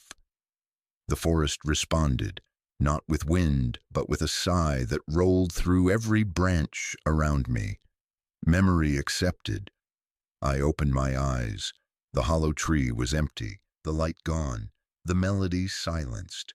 Only the echo of my last words drifted back from the distance, distorted, older somehow, as though repeated by a different version of me. "It's using the sound of memory." The voice faded into the wind. By the time I made it back to the outpost, dusk was falling. My recorder was still running, battery nearly dead. I played back the last few minutes. What I heard made me sit down on the floor. There were 2 voices on the tape, mine and another layered beneath it, perfectly synchronized. The second one said every word I spoke, but half a second before I did. Like it already knew what I was going to say. I stayed there until the light failed, staring at the map pinned to the wall.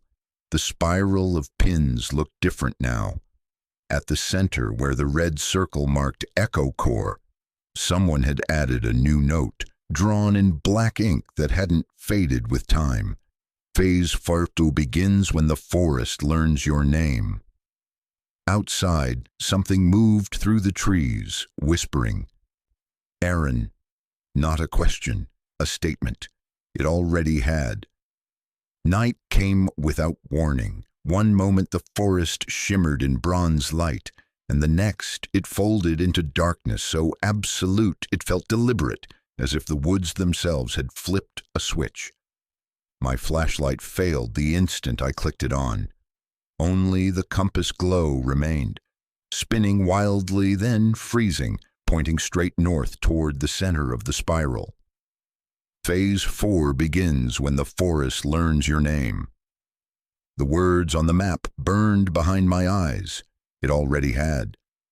I walked north, No path, no trail markers, just instinct and the faint hum that now pulsed through the ground in sync with my heartbeat. Each step made the vibration stronger until I felt it through the soles of my boots, like a living pulse beneath the soil. Then the trees opened into a hollow wider than any clearing I'd seen. The earth dipped inward, forming a perfect circle. In the center stood a single cedar so old its trunk was nearly black. Lightning had split it once, but it still lived, its bark sealed by thick amber sap that glowed faintly from within. This was the heart of it, the echo core. At its base sat another recorder, newer, digital, blinking red. Beside it lay the notebook Harold had given me, open to a blank page except for 3 words scrawled across the center: "Your turn now." Wind stirred, though the leaves above didn't move. I crouched beside the cedar, pressed my palm to the bark. It was warm, warmer than skin.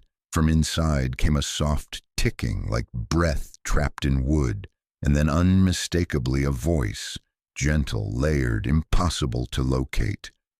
"Aaron." "I'm here," I whispered. "You understand now. Memory is sound. Sound is life. We kept their words safe when they were gone. Now we keep yours." "Whose words?" "All of them." The hum deepened until the entire hollow thrummed. The amber sap inside the trunk brightened, swirling with patterns. Faces, silhouettes, fragments of old ranger uniforms, voices I half recognized. Harold, Lydia, others I'd never met. Each figure spoke in unison. "We were afraid of silence." I stepped back, chest tight. "You're saying they merged with it?" "They were remembered." The sap pulsed again, and I saw Lydia's face clear as day, smiling through the amber light. Her lips moved. "We never left, Aaron. We listen and we live." My recorder clicked on by itself, red light flashing. "Test log, final phase," it announced in my own voice. I didn't remember pressing record. The air grew heavy, electric, charged with an almost musical tension. I thought of Harold's warning, "Destroy this," and Lydia's plea, "Help me finish the recording." 2 choices, 2 frequencies. I reached for the recorder. The cedar responded, its hum rising like a heartbeat in panic. The forest around me joined in, branches creaking in rhythm, roots trembling beneath the soil. I hesitated. "What happens if I stop it?" "You silence us. And if I don't, you become one of us." The forest waited. Even the wind held still. I could feel the vibration climbing through my bones, rewriting the rhythm of my pulse. For a heartbeat, I thought of the quiet nights before all this. The stillness, the peace, the idea of solitude that had once made this job bearable. But maybe silence had never been peace. Maybe it had always been the pause before a word.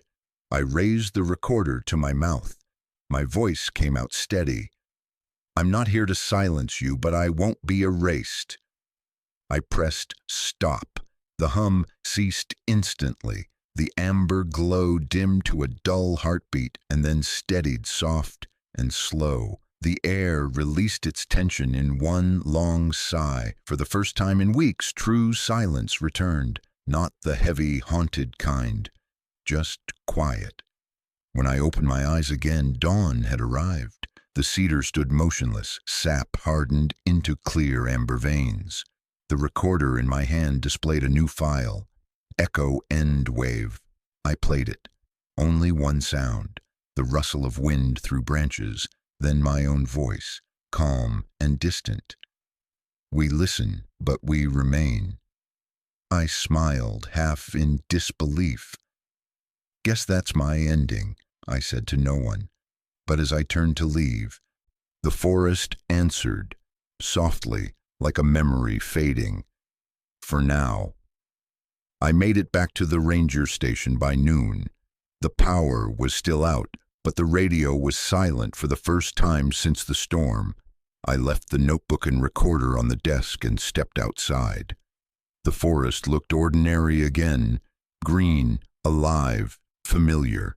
Tourists would never believe what happened here, and maybe that was for the best. Still, when the wind moved through the trees, the sound had changed. A subtle rhythm, almost conversational, a reminder. Before locking up, I scrawled one last note in the duty log.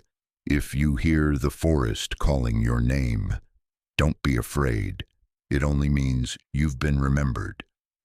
Then I walked out into the sunlight, leaving the radio and the echoes behind, or so I told myself. That night, in my new cabin miles away from the park, I woke to a faint noise, a steady hum, soft, almost comforting, coming from the trees beyond my window. I reached for the recorder on the nightstand. It wasn't plugged in, but the red light blinked. Recording.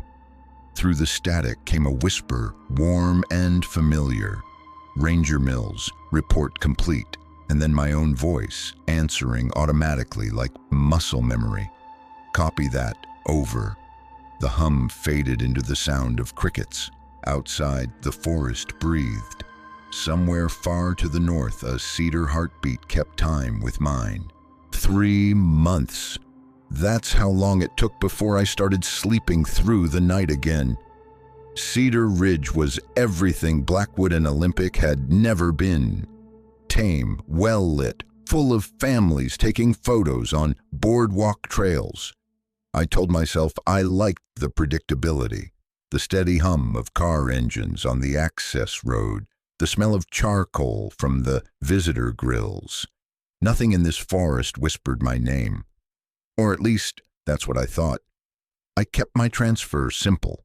No mention of the project, no notes about the tower, no late-night confessions on Ranger radio. Officially, I'd been reassigned after equipment failure and stress-related fatigue. It sounded almost normal on paper, but every morning when I zipped up my uniform, the weight of silence felt heavier. The same kind of silence that waits before thunder. The call came on a Thursday. A woman's voice, measured, professional, introduced herself as Dr. Adelaide Moran, Department of Acoustic Anomalies, USGS. I believe you worked at Olympic last winter, she said. My stomach tightened. Briefly, we're putting together a multi-park study, environmental acoustics, low-frequency propagation, that sort of thing. Your name came up in some of the old field notes. Whose notes? L. Haynes, she said. Ring any bells? For a long moment, I said nothing. The sound of her voice through the receiver had that same layered quality I remembered from the forest, a faint echo trailing every syllable, like the phone line itself was listening. Dr. Moran continued, We'd like to consult you. You'd be compensated, of course. We're calling it Silence Protocol, a study on environmental quiet zones and their effects on human cognition. Silence Protocol, I repeated. That's a strange name for a noise study. Her pause was slight. Silence is where the data hides. 2 weeks later, I was standing in a conference room in Port Angeles, surrounded by people who looked like they'd been pulled from different worlds. Uniformed rangers, engineers, and scientists in plain clothes. Dr. Moran stood at the head of the table beside a projector displaying satellite images of the Olympic interior. Over the past 6 months, she began, we've registered acoustic voids, regions where ambient decibel levels drop to absolute zero. No animal calls, no wind patterns, no measurable vibration. The largest zone centers around this coordinate. She tapped the screen. My throat went dry. It was the same area where I'd found the cedar echo core. Someone raised a hand. Could it be interference from old military experiments? Unlikely, she said. Whatever's causing it is organic. Her eyes found mine. Ranger Mills, you're the only person with field experience in that sector. We'll need you to guide the team in. I opened my mouth, but words tangled. How do you explain to a room full of scientists that the forest remembers you? That silence there isn't absence, it's awareness. Instead, I nodded. If I'm going back, I want full radio isolation, no live transmissions. Moran smiled faintly. That's the whole point. The expedition left at dawn. 4 people total: Dr. Moran, a technician named Ellis, a field biologist named Nora Pike, and me. We carried portable vibrometers, thermal scanners, and something new: small black spheres that emitted soft hums every few seconds. Acoustic probes, Ellis explained as we hiked. They map pressure variations the way sonar maps depth. If the void swallows sound, these'll show the outline of the space. I didn't tell him what that space really was. The deeper we went, the quieter the world became. By noon, the forest had thinned into a corridor of cedars, older than any I'd seen. The light felt thicker here, as if time slowed between the branches. Our instruments began to glitch. Nora checked her screen. Temperatures holding, but decibels just hit 0. Already? Moran asked. Ellis frowned. That can't be right. Even body movement registers above 0. It's right, I said quietly. They all looked at me. We're inside it now. We stopped for lunch near a ridge that overlooked a shallow basin, the same hollow I remembered from before. Only the giant cedar was gone. In its place lay a depression of ash, circular and smooth, like something had burned from within and sealed itself over. Moran crouched beside it, running a gloved hand through the soot. There's residue of fused cellulose, she murmured, like the tree melted. Nora shuddered. Trees don't melt. They do, I said, when they remember too much. She gave me a puzzled look, but Moran didn't react. She pulled a small recorder from her pocket, set it on the ground, and pressed record. Test 1, she said. Silence protocol initiation. For a few seconds, nothing happened. Then the red light on the recorder flickered. A voice came through the speaker, low, distorted, but unmistakable. Adelaide, you came back. Moran froze. Ellis's eyes went wide. What the hell was that? I knew that voice. Lydia Haynes. Moran's jaw tightened. She reached out, switched off the recorder, and slipped it into her bag. That wasn't feedback, I said. I'm aware, she answered evenly. We'll continue to the next site.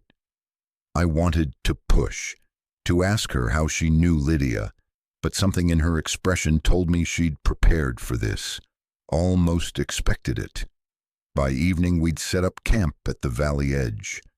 The air was perfectly still. Every breath sounded too loud. I lay awake listening to the steady hum of the probes scattered around our tents. Each emitted a tone just above hearing range, a safety measure, Ellis said. At 2 a.m., one of them stopped, then another, then all of them. The night folded into a silence so dense I could hear my pulse. A voice broke through the dark, soft as a sigh. Aaron! Not through the air, through the ground. I sat up. The soil beneath my hands vibrated faintly, the rhythm of speech without sound. Across the camp, I saw Moran standing outside her tent, staring toward the basin. She wasn't surprised. When she turned, her face was calm, almost illuminated by moonlight. We're not here to study it, she said. We're here to wake it. Morning came gray and metallic, the sky the color of old film. The camp was quiet except for the soft hiss of the burners heating coffee.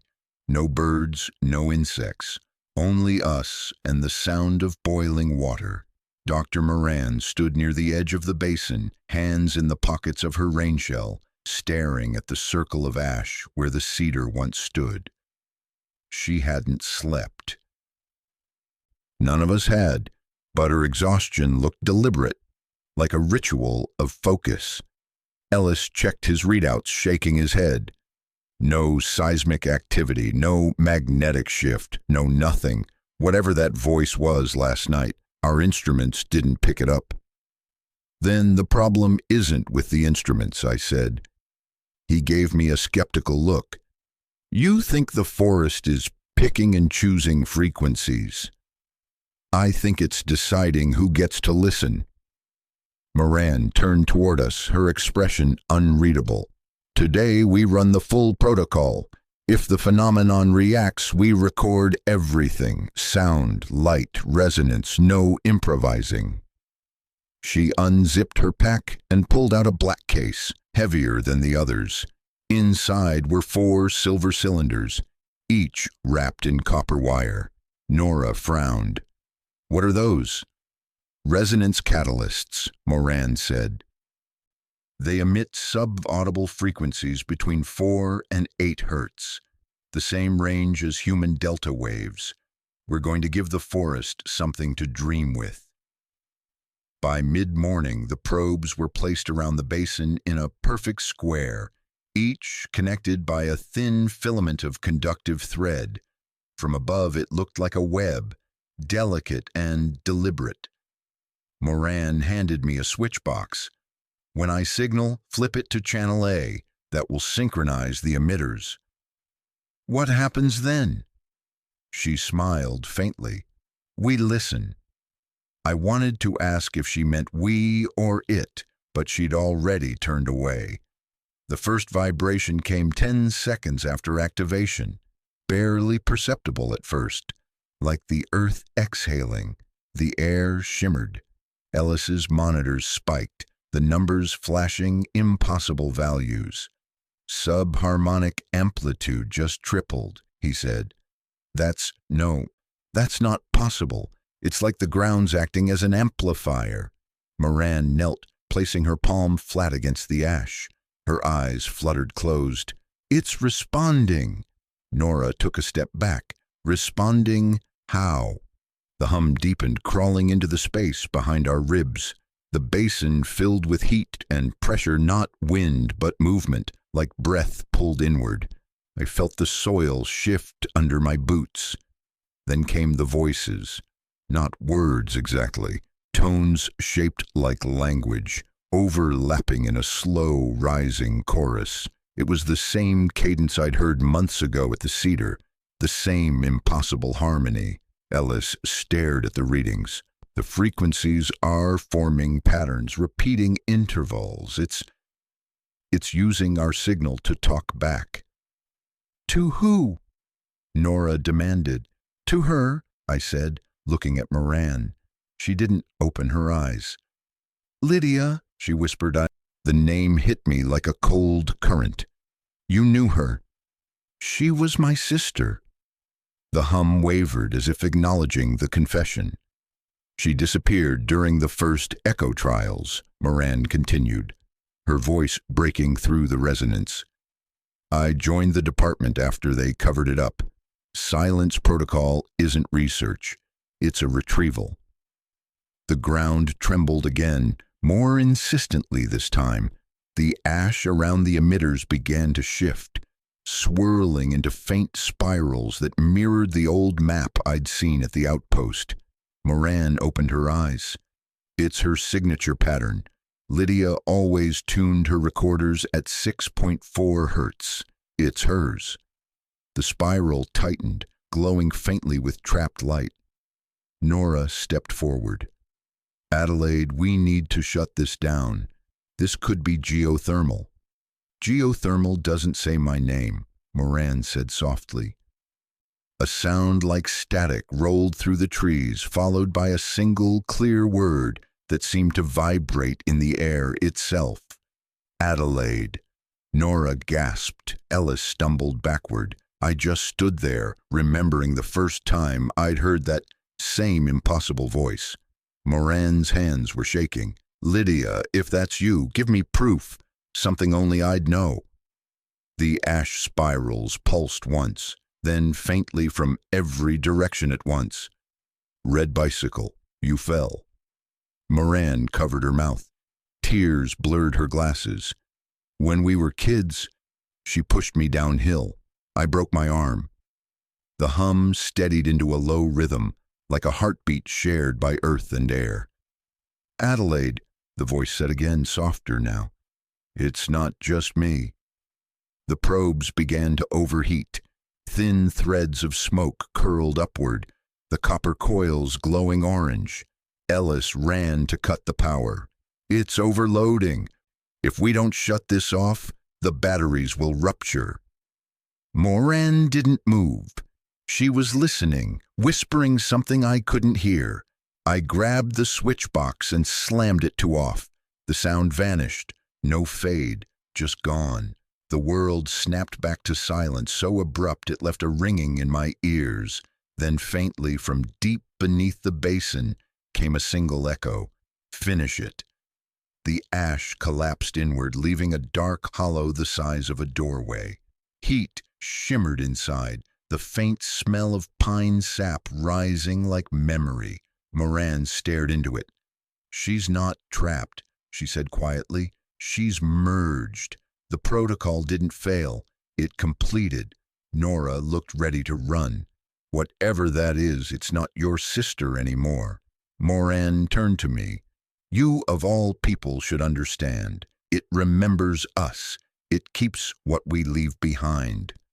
Lydia isn't gone. She's continuity. I shook my head. Continuity doesn't whisper my name in the dark. Her expression softened, almost pitying. It does if it's trying to save you. We sealed the equipment and hiked back in, near darkness. No one spoke. The only sound was the steady crunch of ash under our boots, and somewhere far behind us, a low rhythmic pulse fading with each step, like the forest's version of a heartbeat winding down. When we reached camp, Ellis powered down the remaining probes.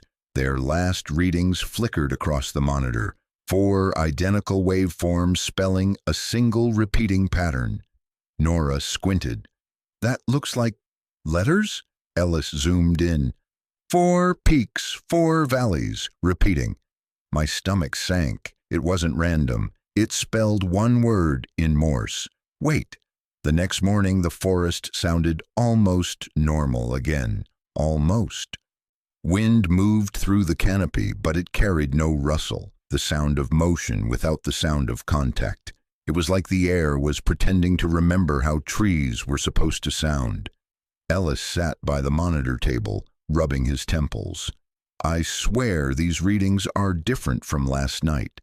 I copied the data manually before we shut down, but now half the files are corrupted. They're rewriting themselves. Rewriting, Nora repeated, pouring instant coffee into a mug that trembled in her hand. Look. He turned the screen so we could see. The waveform graphs that had shown the forest's pulse now displayed strings of numbers rearranging every few seconds. Each line dissolved and reformed, as if the code was breathing. Moran leaned in. It's using our file system as an echo chamber. What the hell does that mean? Ellis asked. It's learning our language, she said softly. I stood a little apart from them, watching the tree line. Every so often the shadow between 2 trunks flickered, too fast for light, too slow for movement, like something syncing its rhythm to our presence. You said the protocol was retrieval, I said to Moran. Retrieving what, exactly? Not what, she said. Who? The Echo Project was meant to map environmental resonance patterns as data, how ecosystems retain sound. We found they don't just retain it, they evolve with it. Lydia believed consciousness could survive through sound memory. Nora set down her mug hard. You mean she was trying to upload people into the forest? Moran didn't answer directly. She thought the forest was already doing it. The trees, the roots, they're a living archive. Every vibration ever made within this radius still exists, layered in sub-harmonic structure. The human voice just harmonizes better than others. And you think that's comforting, I said, being archived by a forest.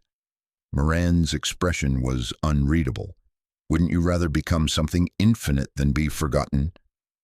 I wanted to tell her no, that survival isn't the same as existing, but the words felt too small. By midday, the corrupted data started playing on its own. The speakers emitted short bursts, static fragments of conversation, overlapping voices that didn't belong to any of us. Copy that, Brewer. She's in the creek. The forest leads you where it wants. The last phrase made the hair on my arms rise. I hadn't told anyone about those words, not even Moran. Ellis yanked the power cable, but the sound kept going, fed by something deeper than the batteries. Moran turned toward me. It knows you. Don't make it sound like a reunion. Her gaze was steady. You ended the third phase. That's why it reached you again. It remembers completion. You are its continuity, too. The speakers went silent. The monitor displayed one final message before fading to black. Phase 5. Migration. We packed camp within the hour. Nora insisted we report to headquarters, but Moran refused. If we leave now, they'll quarantine the site, she said. Seal it under classified study. Lydia will be erased again. Ellis gave a bitter laugh. Erased? I'd call that a blessing. But I understood what Moran meant. I'd seen what erasure looked like in the old files, how entire events could vanish, rewritten as equipment failure. What's Phase 5? I asked. She hesitated. A field test. Lydia proposed it before she disappeared. The idea was to introduce a conscious variable, a human, into the resonance field and observe whether memory transference could occur without full assimilation. You mean possession, Nora muttered. Moran didn't disagree. She opened her satchel and pulled out a hard drive wrapped in foil. This is all that's left of Lydia's research. When she vanished, they confiscated everything. I stole this from the archives before the Bureau could destroy it. I glanced at the label, handwritten in neat block letters. Silence Protocol Master.log. You said the study was about quiet zones, I said. Why call it Silence Protocol if it's about memory? Because silence isn't absence, she said. It's the moment before something learns to speak. That night, clouds rolled in from the coast, swallowing what little moonlight we had. We stayed inside the tents, each pretending to sleep. Around 3 a.m., the air pressure shifted again. My ears popped the way they do before a storm, except the sky was clear. A faint glow pulsed outside, low to the ground, tracing the perimeter where the probes had been buried. I unzipped my tent and stepped out. The others were already awake, staring at the same phenomenon. The ash circle shone like a dull mirror, reflecting the trees in impossible detail, even those behind us. Moran held the hard drive in both hands, whispering under her breath. I caught fragments, coordinates, Lydia's name, the word return. Ellis shouted, "What are you doing?" "Finishing it," she said. "If the field is open, we can establish a controlled link, just a data bridge, no physical risk." "Like hell," Nora snapped. But Moran was already connecting the drive to the satellite rig. The glow intensified. The ash spirals began forming again, spinning faster this time. I heard the low-frequency hum return, deep enough to make my teeth ache. "Adelaide," a voice murmured through the static. "It's almost ready." It was Lydia again, or something using her tone.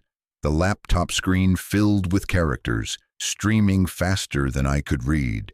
Then, one by one, the words formed a sentence. Accept input, translate memory. Moran hesitated only a second, then typed, yes. The hum stopped. Everything went still. Then from the rig's speakers came a new voice, flat, synthetic, but female. Protocol link established, migration pending, host required. Moran looked at me. It's asking for you. No, I said. You're already part of it, Aaron. It needs your signal to stabilize, just one transmission. I'm not your conduit, but the air around us thickened again, shimmering with invisible current. The trees leaned inward like an audience. The forest was listening. Ellis tried to shut the system down, but every key he pressed triggered the same response flashing on the screen. Wait, wait, wait! The word pulsed in rhythm with the hum beneath our feet. Moran gripped my arm. If we don't complete this, it won't stop calling us. You've heard it, you know. She wasn't wrong. I could already feel the pulse sinking with my heartbeat again, like an old rhythm trying to return home. Somewhere beyond the tree line, thunder rolled, except there were no clouds. The ground vibrated, low and steady, almost like applause. I met Moran's eyes. If I do this, it ends. We shut it down afterward. She nodded. You have my word.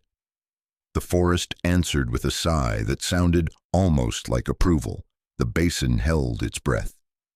Ellis counted down under his breath. 3, 2, 1, then flipped the final breaker. The rig came alive with a clean, glassy tone that made the hairs on my arms lift. The air cooled. The ash darkened to a mirror again, reflecting the trees and our faces and a sky with no stars. Stand here, Dr. Moran said, guiding me to the circle's edge. Her voice was steady, but her hands were shaking. When you speak, do it once. Clear and simple. We'll cut the link as soon as the return signal stabilizes. Nora hovered with a thermal reader. Ellis kept his hand on the power switch, like a lifeline. A low hum rolled up through the ground and settled in my chest.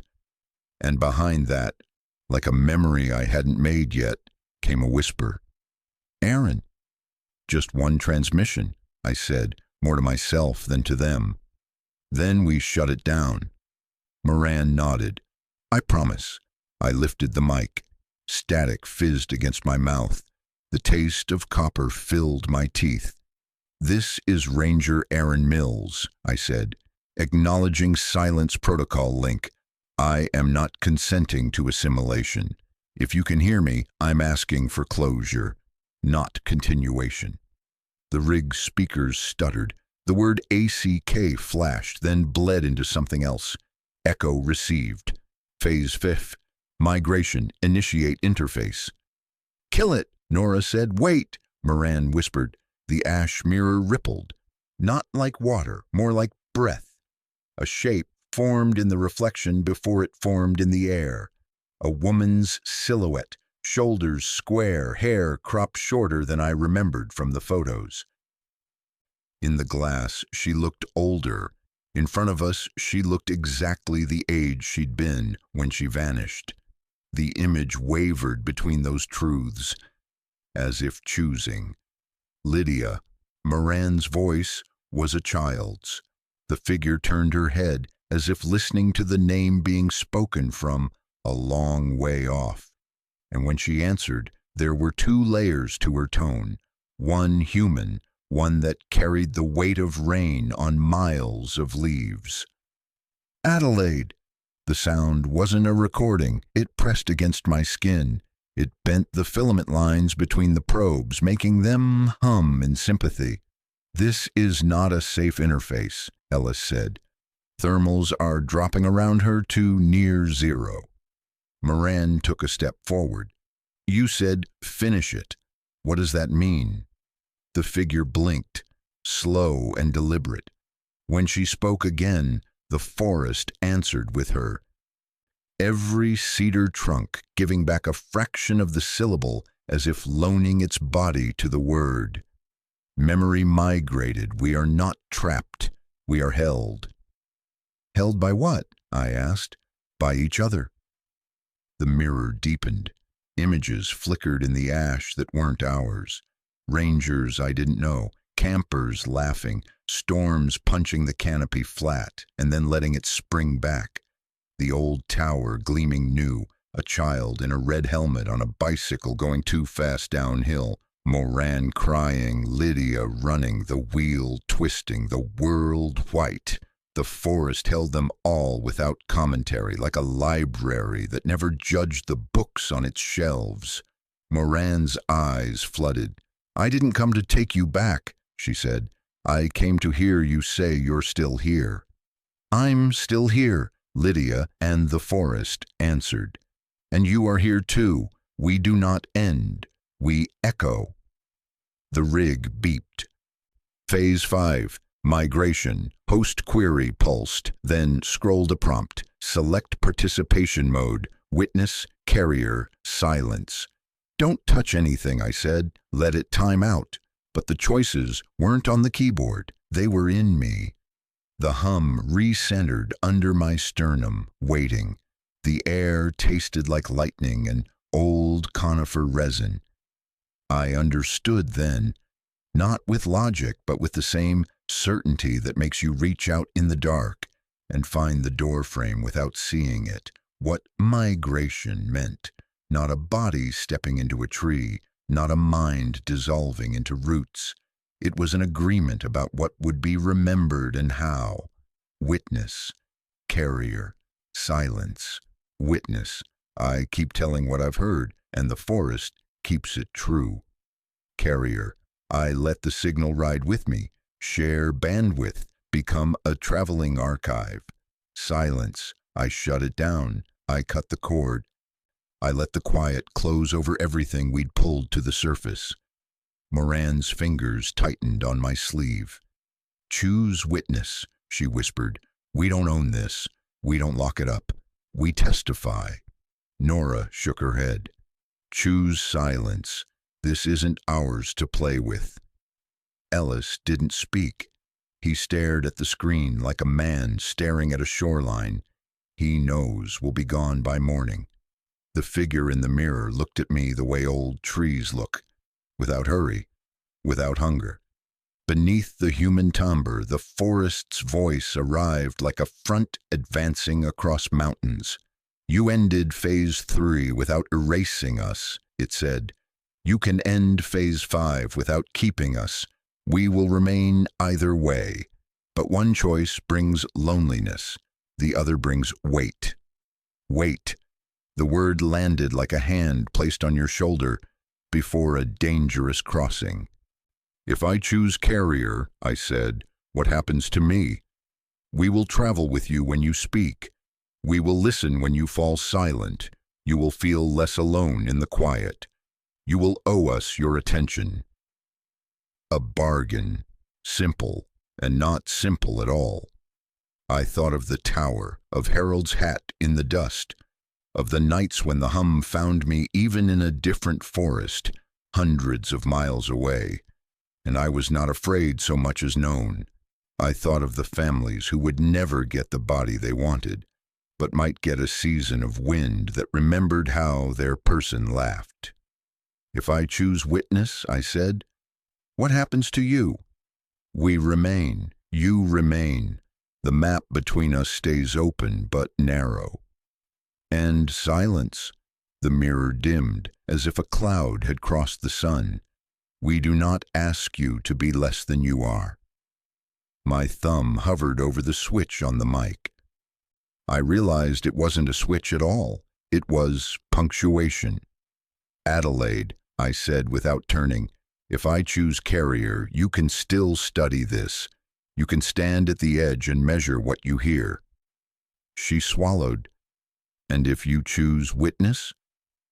We keep it honest, I said, even when it hurts. And silence, she asked, voice barely audible. The child in the red helmet flickered in the ash again. Then you and I go home, and we never speak of this again. And the forest keeps whispering to people who come when they're not ready. The wind finally moved, almost theatrically riffling the pines. I exhaled and felt the hum answer like a synced breath. I choose witness, I said, and I surprised myself. Carrier, when I speak of the dead, only then. The mirror brightened as if a decision had been made, not just by me, but by everything listening. The rig printed a single line of text across the screen. ACK, participation, witness conditional carrier, migration complete. The silhouette softened, then thinned like mist until only the reflection remained, forest and sky and the hint of my own face. The probes cooled, the hum dropped from the ribs to the soles of my feet and then to the dirt. The ash lost its shine and became ash again. Moran stepped closer to the circle. Lydia? The forest answered in a tone that was no longer uncanny, but simply vast. You know where to find me. Moran bowed her head. It wasn't grief that moved through her then. It was relief reframed as permission. Power down, I said. Ellis did, blinking like someone waking from a dream. Nora sank to her knees, pressing her palms into the ash, as if to prove it was solid. We waited. Nothing else spoke. The basin let out its breath. We hiked out without looking back. The silence followed, but it felt companioned, like the pause between two people who don't need to fill it to prove they're not alone. At the trucks, Moran handed me a sealed envelope. What's this? Documentation, she said. My report, your choice. If you decide to file it, it goes to the Bureau. If not, it goes in a drawer. Which do you want? She smiled with a grief that had grown wise. I wanted my sister back. I got something else. I'll take what the forest gives me. Ellis slid the hard drive into a Faraday pouch. Nora stood with her face tilted toward the trees, like a person checking the weather, but maybe what she was checking was herself. Will it keep talking? She asked. It will keep listening, I said. If we're careful, that might be enough. That night in the motel, I woke to the ordinary sounds of plumbing, traffic, a neighbor's TV. No hum, no layered voices. I almost missed it. Then the radiator knocked 3 times and a 4th time softer, in the rhythm I'd felt under my hand in the ash. Home. I didn't reach for the recorder. I didn't switch on a light. I lay there and let the words settle. When I fell asleep again, I dreamed not of the cedar glowing from within, but of the boardwalk at Cedar Ridge the next morning. Kids pointing at a dragonfly, a couple arguing about coffee, the resin-bright scent of heat lifting off pine. All of it ordinary, all of it a kind of choir. When I woke for good, the envelope Moran had given me was still by the sink. Unbroken, I carried it to the window and held it up to the light. The paper showed nothing through but the faint outline of a seal. I put it back on the table. Some reports write themselves, whether you send them or not. Before I left, I dialed the ranger station at Olympic. No one answered. After the 4th ring, I heard a click and a breath on the line that wasn't mine.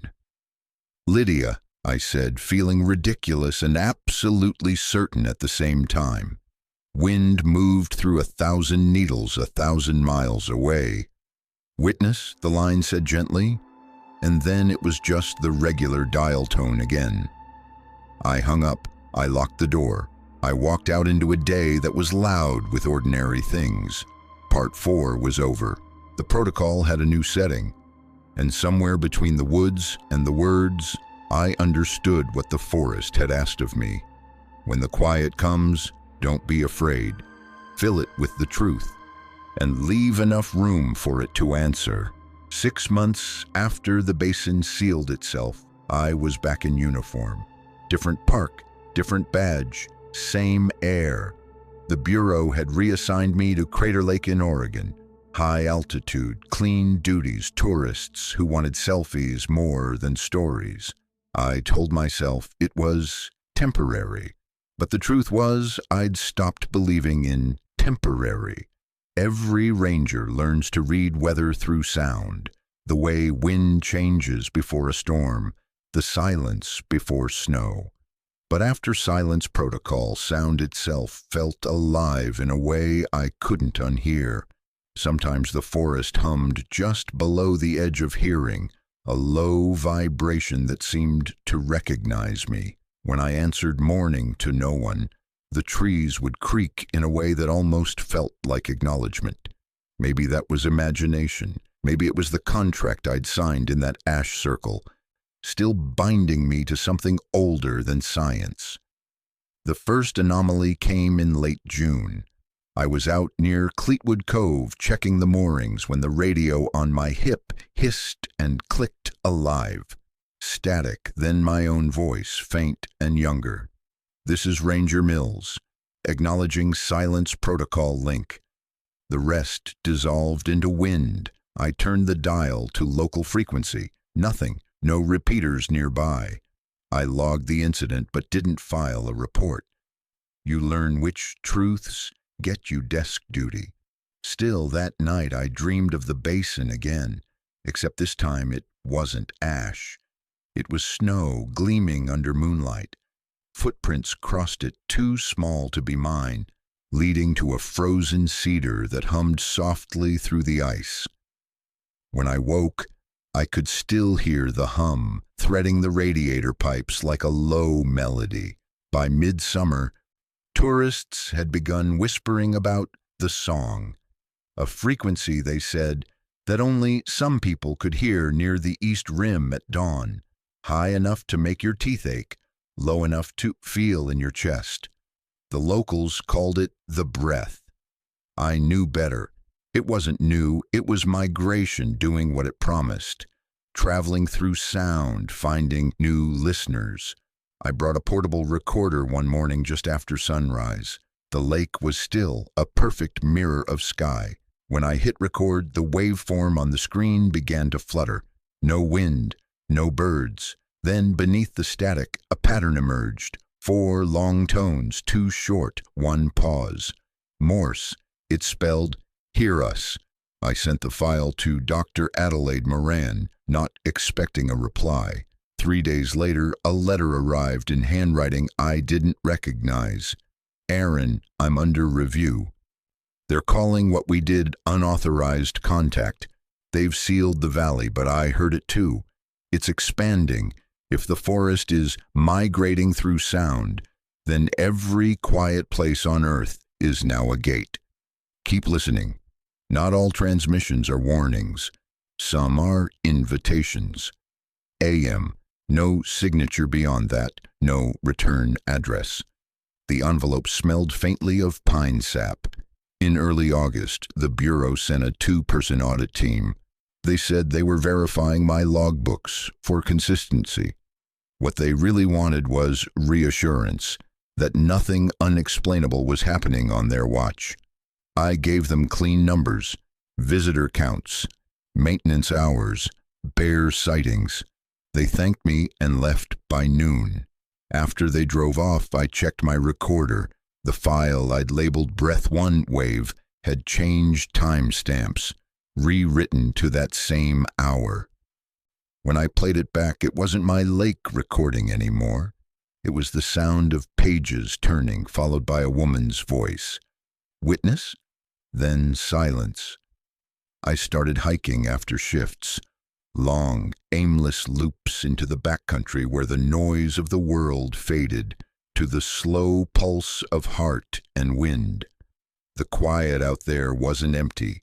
It was textured, alive. Sometimes when I stopped and closed my eyes, I could almost pick out individual memories threaded through the air. A child's laugh, The pop of a campfire, the rush of water over stone. Fragments, but connected. One evening I reached a cliff edge, overlooking the entire lake. The sunset made the water look molten. When the wind changed, the surface shimmered like breath-fogging glass. The word that came to mind wasn't beautiful, it was listening. The earth wasn't a backdrop, it was an ear. And maybe always had been. A month later, a call came from Cedar Ridge. Mickey Estrada, the same chief who once told me to forget everything. His voice sounded different now, older, less certain. "Brewer, sorry, Mills," he said. "Question for you. You ever notice silence moving?" I didn't answer. He cleared his throat. "I mean it literally. Our mics are picking up pockets of dead sound, shifting from ridge to ridge like fog. Text can't explain it. Figured you might know something." "I know enough not to chase it," I said. He exhaled. "Yeah, that's what Zachary used to say." The line clicked dead. I stared at the phone long after the dial tone returned. Zachary Casey had been gone for years, but apparently even his silence had found a way to travel. Late September brought the first frost. The nights turned bright with stars. The kind of cold that makes sound carry for miles. I spent one of those nights on the watchtower roof, recording sky noise. Cosmic background radiation filtered through the lake's natural acoustics. Halfway through the session, my recorder blinked and switched itself to playback.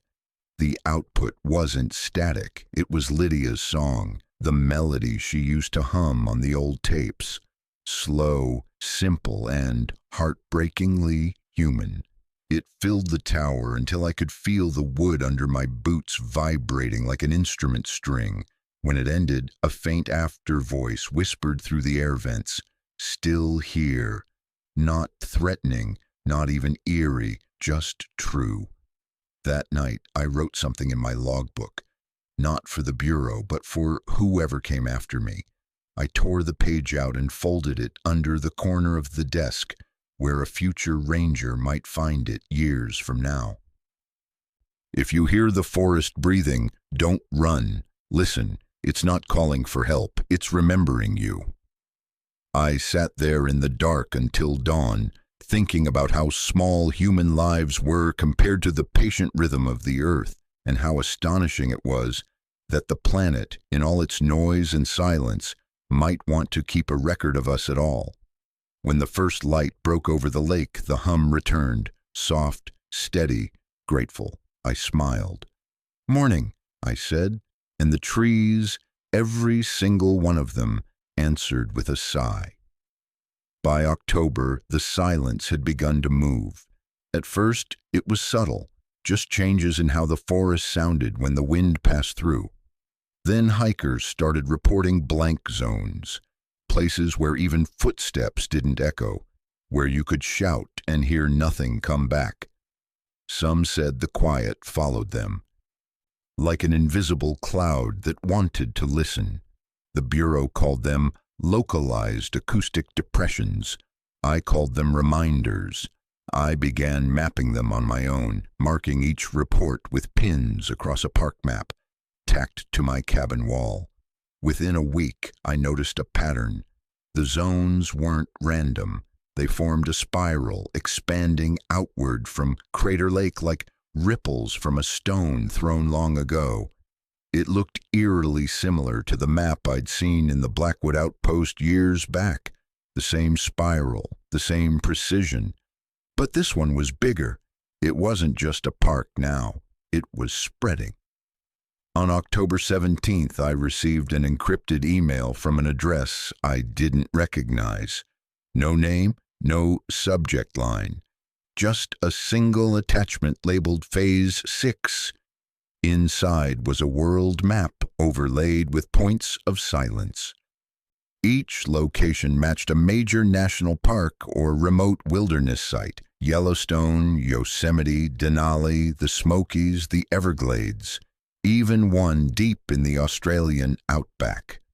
The legend at the bottom read, "Data compiled via passive seismic sensors, detected frequency range, 4.26.8 Hz correlation coefficient, 0.97, almost perfect resonance." Below the map was a single line of text. "It's everywhere now. The Earth is remembering itself." No signature, but I didn't need one. That handwriting, that phrasing, it was Moran. For 3 nights, I barely slept. I replayed the old recordings from Olympic, comparing them to the new frequencies being reported by stations across the world. The patterns were identical, just transposed into different pitches, like a song being played in new keys. It wasn't just memory anymore, it was language evolving. I sent a cautious email back. If the Earth is remembering itself, what's it remembering us for? No response.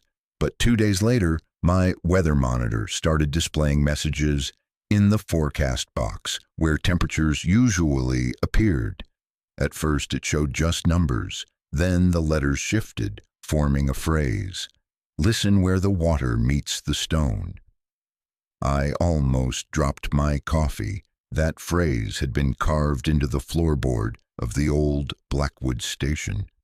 I'd copied it into my notes years ago, not understanding what it meant. Now, apparently, the forest remembered that too. I hiked out to the southern edge of the lake, where basalt cliffs met the water. The morning was still enough that my reflection hung sharp on the surface. The moment my boots hit the gravel shore, the wind died completely.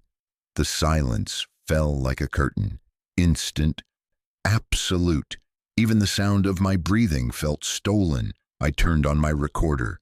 The indicator lights flickered, then steadied, capturing nothing but blank audio. I waited. 1 minute, 2, then faintly a vibration began underfoot. 4 pulses. Pause. 2 pulses. The same rhythm the forest had used for years. Morse. Witness. Then another sequence, slower this time, spread, and then one final word, repeated until the shoreline trembled. "Speak." The silence lifted so fast my ears popped. Wind rushed through the trees again, carrying 100 overlapping noises. Waves, birds, the creak of branches, all normal but layered in a way that felt rehearsed, orchestrated. I played back the recording. Static. Then my own voice, faint and distorted, saying words I hadn't spoken aloud. "We are what's left of sound when memory runs out." I stared at the device in disbelief. That sentence hadn't come from me, or at least not from this version of me. The realization sank in like cold water. The forest had been collecting not just words, but intentions. Maybe every time I thought something near a tree or spoke into the wind, a piece of it stayed. And now all those fragments were learning how to reply. Back at the station, I laid out all my data, the maps, the audio files, Moran's old notes. The pattern wasn't random at all. The silences formed spirals that converged at tectonic boundaries like veins of resonance running through the planet itself. The Earth wasn't mutating, it was tuning, and what it was tuning for was us.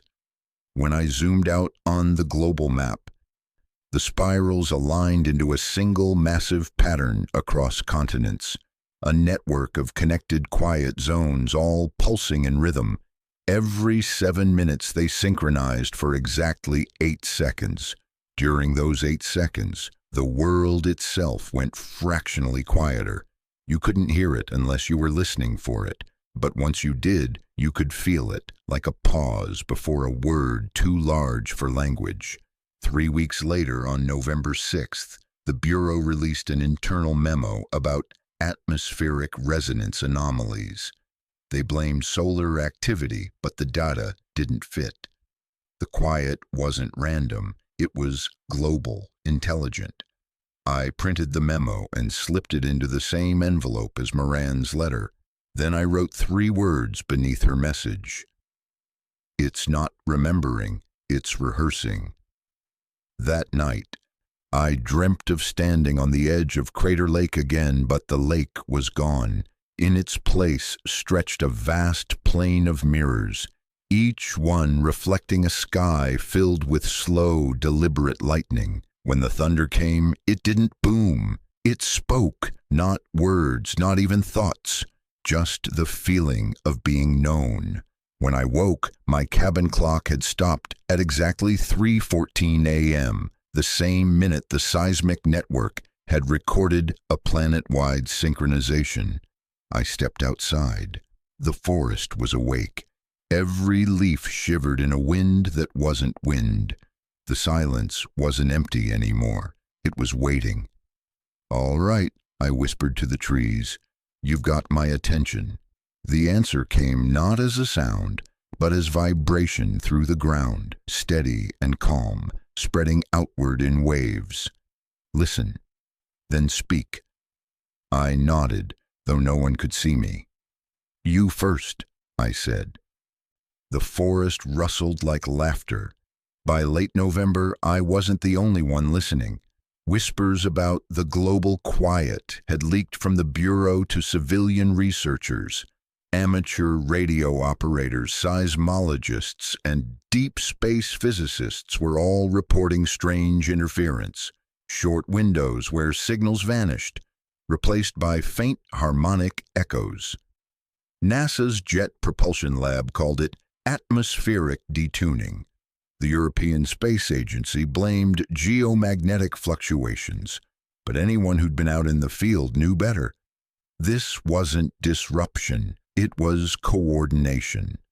The first real breakthrough came from a woman named Dr. Rebecca Chen, a linguistics researcher at MIT.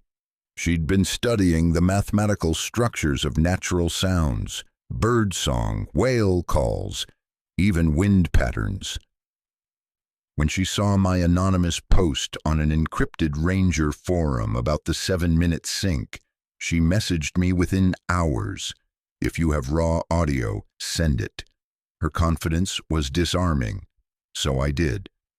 I zipped the files from Crater Lake, Olympic, and the earlier recordings from Blackwood, everything I still had left, and uploaded them through a secure channel. 2 days later, she replied with one line. "It's not random noise. It's recursive language, like human syntax stripped of vocabulary." I read the sentence again and again. The forest wasn't mimicking us. It was developing its own grammar. Rebecca called me the next day. Her voice buzzed with equal parts fear and fascination. "The silences aren't empty, Aaron. They're structural pauses. Think of them as punctuation marks. Pauses between thoughts too large for constant vibration." "So you're saying the Earth's thinking? Maybe not the way we do, but it's self-referencing. It's learning what it is by echoing itself through us." Through us. That word hit like gravity. We started collaborating in secret. I'd gather field data from the park, recording each 7-minute synchronization, and Rebecca would analyze it with her custom algorithms. By mid-December, we had something extraordinary. Each global silence wasn't identical. The intervals varied slightly, forming a pattern that, when plotted over time, created an unmistakable shape, a spiral again, but this time 3-dimensional, rotating like a helix. "It's a waveform," she said, "but it's also a code, a kind of biological Morse." "What's it saying?" She hesitated. "So far, the repeating sequence translates to hold, breathe, remember." I leaned back in my chair. "That's almost comforting." "Almost," she said. On December 19th, something unprecedented happened. For the first time, the synchronization lasted not 8 seconds, but 20. During that window, every seismograph in North America registered the same subharmonic pulse, gentle, rhythmic, deliberate. When the data rendered visually, it wasn't chaotic at all. It was a pattern shaped like an iris, a human eye. Rebecca sent me a photo overlay to compare. "Coincidence?" she asked. I shook my head, even though she couldn't see me through the phone. "No, it's observation." "The planet's watching," she whispered. "Not metaphorically, physically. The synchronization is a kind of perception event. The world looks at itself through us." Her words left me dizzy. Maybe this was what Lydia had been trying to prove all along, that consciousness doesn't belong to humanity. It borrows us to understand itself. That night, a snowstorm rolled through the Cascades. I stayed at my cabin, windows fogged, fire crackling low. Around midnight, my radio flickered to life, just static at first, then a faint voice buried deep beneath the noise. "Aaron, not fear." I froze. The listening is how we heal. It wasn't any voice I recognized, not Lydia's, not Moran's, but something woven from both. Then the radio died, leaving me with only the ticking of the stove. I sat there for a long time, wondering if I'd imagined it, but the hum in the floorboards said otherwise. 2 days before Christmas, Rebecca sent me another message, more urgent this time. "The synchronization window's changing. It's converging toward January 1st. If the intervals keep tightening, it'll peak exactly at midnight UTC." I typed back, "A planetary countdown, maybe, or a moment of alignment. If the planet's language is temporal, this could be when it speaks coherently for the first time." She added one last line before signing off. "Promise me you'll record it, no matter what happens." The final week of December stretched taut as wire. Every ranger station, observatory, and satellite array reported the same global pulse, subtle, rhythmic, accelerating like a heartbeat before revelation. On New Year's Eve, I hiked up to the same ridge where I'd first recorded the whispers months ago. Snow covered the ground in silver light. I set up my recorder, tripod steady, and waited. The clock on my wrist read 11:58 p.m. Wind stilled, crickets hushed, even my own breath seemed to hesitate. When the final minute arrived, the silence dropped, not heavy, not ominous, but absolute. A global pause shared by every ocean, every mountain, every living thing. And then sound, not thunder, not music, just one deep harmonic tone, so low I could feel it in my bones. It vibrated through the ground, up through the soles of my boots, through my chest. A voice without words. The sky shimmered faintly like heat distortion over snow. The lake below reflected not stars but patterns, spirals within spirals, each unfolding like breath. It wasn't the forest speaking, it was the planet exhaling. A single thought pulsed through everything. "We remember you." The tone faded, the wind returned, the world resumed its sound. I checked the recorder, still running, still capturing data, but when I played it back later, all it contained was silence. The purest, most beautiful silence I'd ever heard. Afterward, no one could fully explain it. The Bureau issued a report calling it a geomagnetic resonance event. NASA called it the most synchronized quiet period in recorded history. But those of us who'd listened knew better. Something vast had recognized itself, and it had whispered through us to do it. The Bureau's report called it a global acoustic anomaly. The media called it the night the world held its breath. For 40 seconds, every continent registered the same measurable silence. No wind, no seismic noise, not even ocean static. Then, as if exhaling, the planet returned to normal. Normal. That word meant less to me now. I was still stationed at Crater Lake, though I doubted for long. There'd been too many questions after the event. Too many missing logs, corrupted audio files, too many nights when the data didn't match physics. But the forest didn't care about reports. It kept breathing. The first night after the synchronization, I walked down to the lake again. Snow crunched underfoot, the moon full enough to turn the surface into a sheet of glass. The air was utterly still. I whispered, "Is it over?" The water didn't answer, but ripples spread from the center as though something deep below had sighed in its sleep. When the waves reached my boots, they stopped, completely, unnaturally, as if listening back. I felt calm instead of fear, the kind of calm you only feel after understanding something you can't explain. In January, I got an encrypted message from Rebecca. Short, written in her usual tight script. They're calling it Phase 7. But it isn't another experiment, it's evolution. The quiet zones are stabilizing. Each one pulses at 7-minute intervals, but now they're in harmony, like an organism that's learned to breathe. Aaron, we're living inside its first thought. Her words echoed in me for days. If the earth had spoken, maybe it was still speaking, slowly, carefully, across frequencies too patient for us to grasp.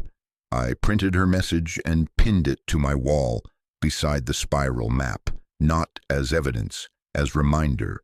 Life in the park went on. Visitors took photos, kids threw stones into the lake, tour buses idled in the lots. Nobody mentioned the quiet. Nobody needed to.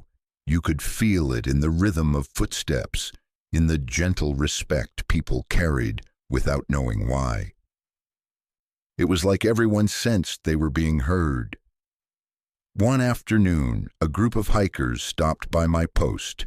A little girl, maybe 8 years old, pointed at the lake and said, "It sounds happy." Her parents laughed, but I didn't. "Yeah," I said quietly, "it does."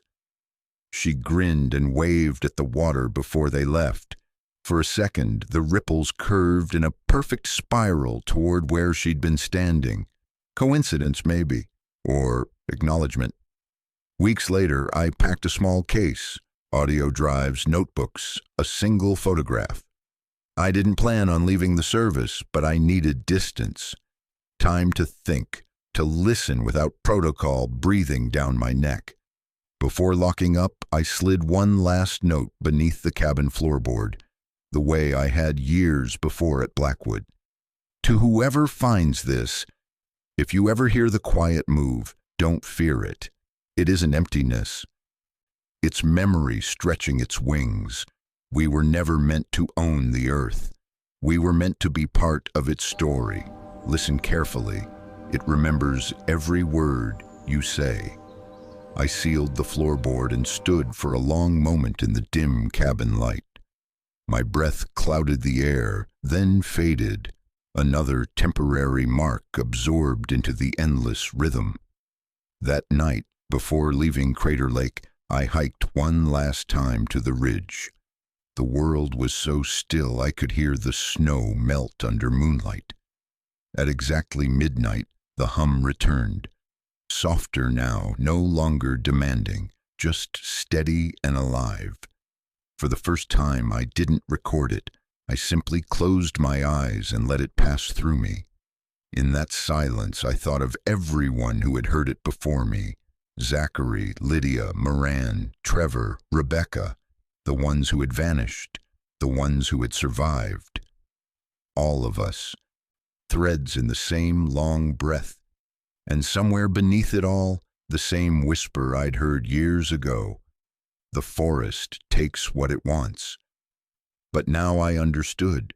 It never meant death, it meant belonging. The earth doesn't consume us, it collects us. Every story, every voice, every echo. When we're gone, it keeps listening. By spring, the reports had slowed.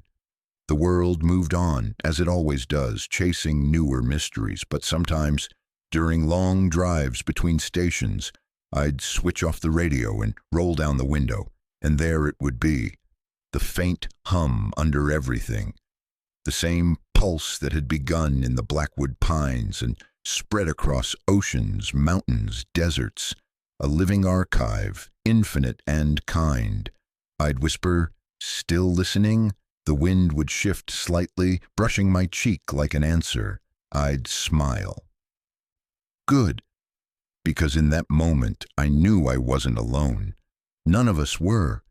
The earth was awake, and it remembered our names. If you've made it this far, thank you for listening, not just to this story, but to the quiet between every word, because maybe that's what the forest was trying to tell us all along. That silence isn't the end of a story. It's the part where the earth listens back. Pause. The soundscape deepens. Faint echoes of whispers, then fades again. Every tree, every ripple of water, every moment you've ever stood still, it remembers you. And maybe, if you listen closely enough tonight, you'll hear it remembering too. If this story made you feel something, hit subscribe and turn on notifications so you'll be here when the next ranger's voice calls out from the dark. It keeps this channel alive and helps us bring more true stories from the places most people are too afraid to go. Until next time, keep your radio close. And if the woods ever go silent, don't run, just listen.